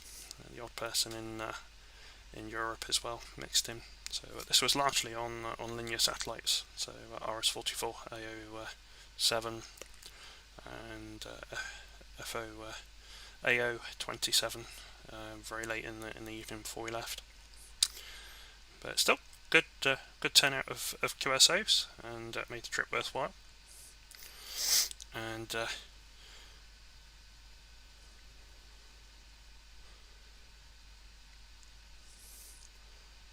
so after you've done IO-97, you've got to go back and work AO-87. And of course, very lucky that we've got an amazing coastline and scenery. So during Railways on the Air, activated Dufton Railway Station as a GB2 KDR, which is the most northern heritage railway in the UK, and got some very interesting looks from the passers-by, who all seemed rather intrigued. But worked about 20 or so people from the railway station, which was good. Not the best place to operate from. You got behind me Glenfiddich Distillery, and hills to my left and in front of me. So horizon was anything above 20 degrees. So there was no work in the US from here. And then my other operating place of choice is Lossiemouth Beach, which is right next to RAF Lossiemouth runway. So the view on the right is northwest towards the United States, and it's just sea and hills on the other side of the Murray Firth, but I can work it down to the horizon. And normally you'd work John on VE1 Charlie Whiskey Juliet on most of the passes. So when JO 97 was turned on, I went down the beach and had my fix of working into the States via the satellite, just to cross it off the list. And the whole station packs into a day rucksack, and I just carry it around. And on the left is Molly, my toy Yorkie, who likes coming on the trips with us. And she just likes sitting on benches and watching all the dogs and people go past, trying to get fuss off them. Can't say I blame her. So she's pretty cold down this on the beach. So I'm quite happy when we can get inland away from it all. So wrapping up. So in time since moving up here, managed to work 11,132 QSOs on SATs, 806 806 grid squares, 104 DXECs, 47 states, with only 3 left to go. Well, thanks very much. Any questions?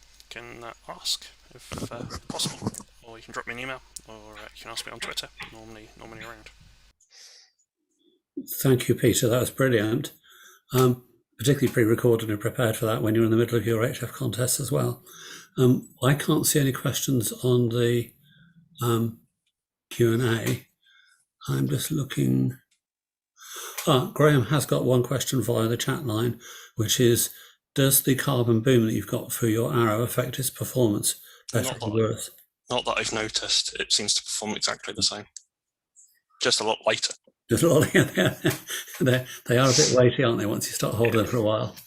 It's but a fantastic achievement. I couldn't believe it when you just said now 11,132 contacts. That's amazing. And that's on top of all your work with HF and summits on the air as well, I believe you do. Yeah, so I get busy. That's it, yes. Fantastic, great effort. And a great promotion as well when you're out and about with that, because I presume you get some questions from the audience as to what. Yeah, I've been stopped quite a few times by people. I've also had the police turn up. I was going to say, presumably Lossiemouth have probably got used to you. Yes. No, it's that idiot with the spiky thing down on the end of the runway. Yeah, someone reported me as being a spy, which was interesting. Oh, well done. But fantastic. Thank you for a great talk recorded there on that side. Brilliant to see what you're doing there. Does anybody else have any questions for Peter and the work he's been doing? Fantastic promotion for our hobby and for satellites in particular as well. Mike says, is it windy? Yes, it's always windy up here, Mike. You just have to hold on tight. Oh, yes. Yes. Be a challenge to try and use a mobile rotator if anything like that. Wouldn't be strong enough. Yeah, you might find it halfway down the street, I think. Yeah. But no, that's brilliant. Well done. I know you need, I think you are, saltwater Mike has also commented about presumably a problem sometimes.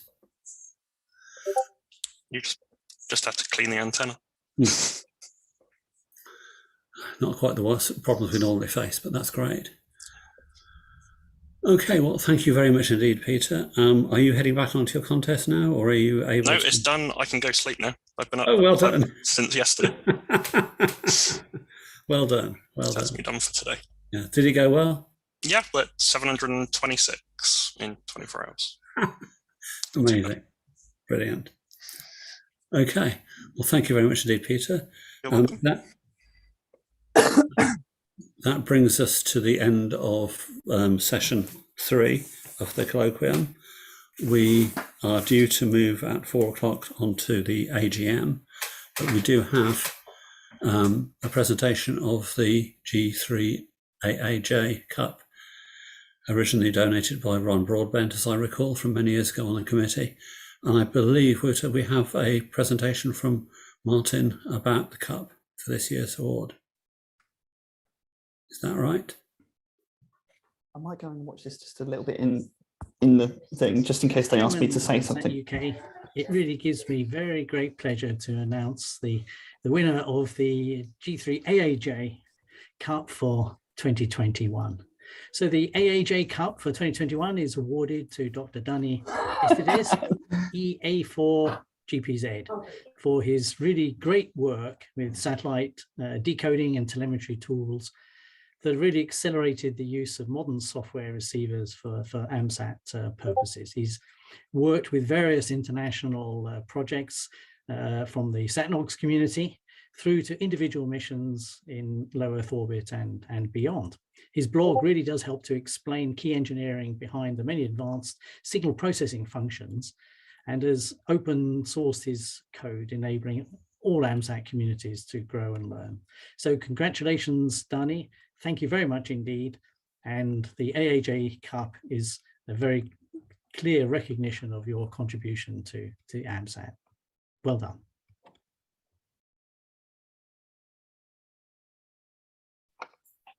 Thanks, Martin. Thanks, Martin. I think I might have been muted just then. No colloquium will be complete without my face. Sorry, everybody. I have not appeared so far, but I think that I think we ought now. I think Danny is online, so I don't know, Dan, if you want to respond at all. If so, maybe Wouter could make the necessary arrangements. I unmute you. There you are. You just need to unmute yourself, Danny. That's it. Off you go. Yeah. Hello. Good afternoon. I would just like to say I'm very pleased and honored to receive this award. So thank you very much to all of AMSAT-UK for the work you're doing with amateur satellites. And thank you very much for your support. Very good. Well, thanks very much for those words. I'm sure the award is very well deserved. I'm actually now at an age where if I were to ask to become an IARU coordinator, I wouldn't be allowed to. And it's only people who understand that who've been on this morning will know that. But and it's increasingly difficult, I find, to keep up with the modern developments. There are just so many of them. But on behalf of AMSAT, many congratulations on your award, and thank you for all your efforts. I will be sending you sometime next week through the post. We can't let the cup, which I have here. This is the actual cup that Ron Broadbent presented some time ago. And for those of you who want to see more details of it, there is a write-up on the AMSAT-UK website. And we don't send this actual cup out in case it gets lost to the post or something, because it's sort of not irreplaceable, but it'd be a shame to lose the original. But I will be sending you a small replica, Danny, in the post, which I don't know how long it will take to get to Spain. The post's not too good these days, but I'll get you the post to you as soon as it comes back from the engravers. Meanwhile, I can show you, or try and show you. Here's, I don't know if that's showing up. Yep, yeah, I can see it. And have you got the accent on your name? Yeah, I think it's correct. Yeah. Is it correct? Yeah. Because we're not used in UK to doing accents like that. At least engravers aren't. And so he had to make a special effort. So Danny, thank you very much for your attendance, and keep up the good work. And we hope you keep enjoying your AMSAT work. Thank you very much, Jim. Pleased to be here with you. Good. Okie doke. Thanks for that. Well, I think now, probably in the light of no one else being scheduled to do it, I think that's when we officially close the AMSAT colloquium. And so if Wouter, who's our VT guy, should maybe just say before we close a very big thank you to all our contributors, the speakers, and there are quite a few people behind the scenes who are working away, including this very strange guy, Wouter, who we haven't seen yet, or maybe we saw briefly, but he's doing all this operating of doing all the slides and queuing people in and everything. And same as he did last year. So I hope you're around next year in case we have to have a Zoom one again. Hopefully we won't. And there are also other people. I should perhaps explain that I wanted to take not a back seat, but I thought it was would be a good thing if there were some other people involved in organising it. And it's really nice to see some people who perhaps can, or on the committee, who can also contribute in other ways. So thank you all very much for doing that. So Wouter, if you would like to stop the YouTube streaming, thank you, and the recording, we'll just give it maybe a couple of minutes until 4 o'clock, and then we can start the annual general meeting. Yeah, that's okay. I have a holding slide for that as well, so we'll be back in a few minutes. Very good, thank you.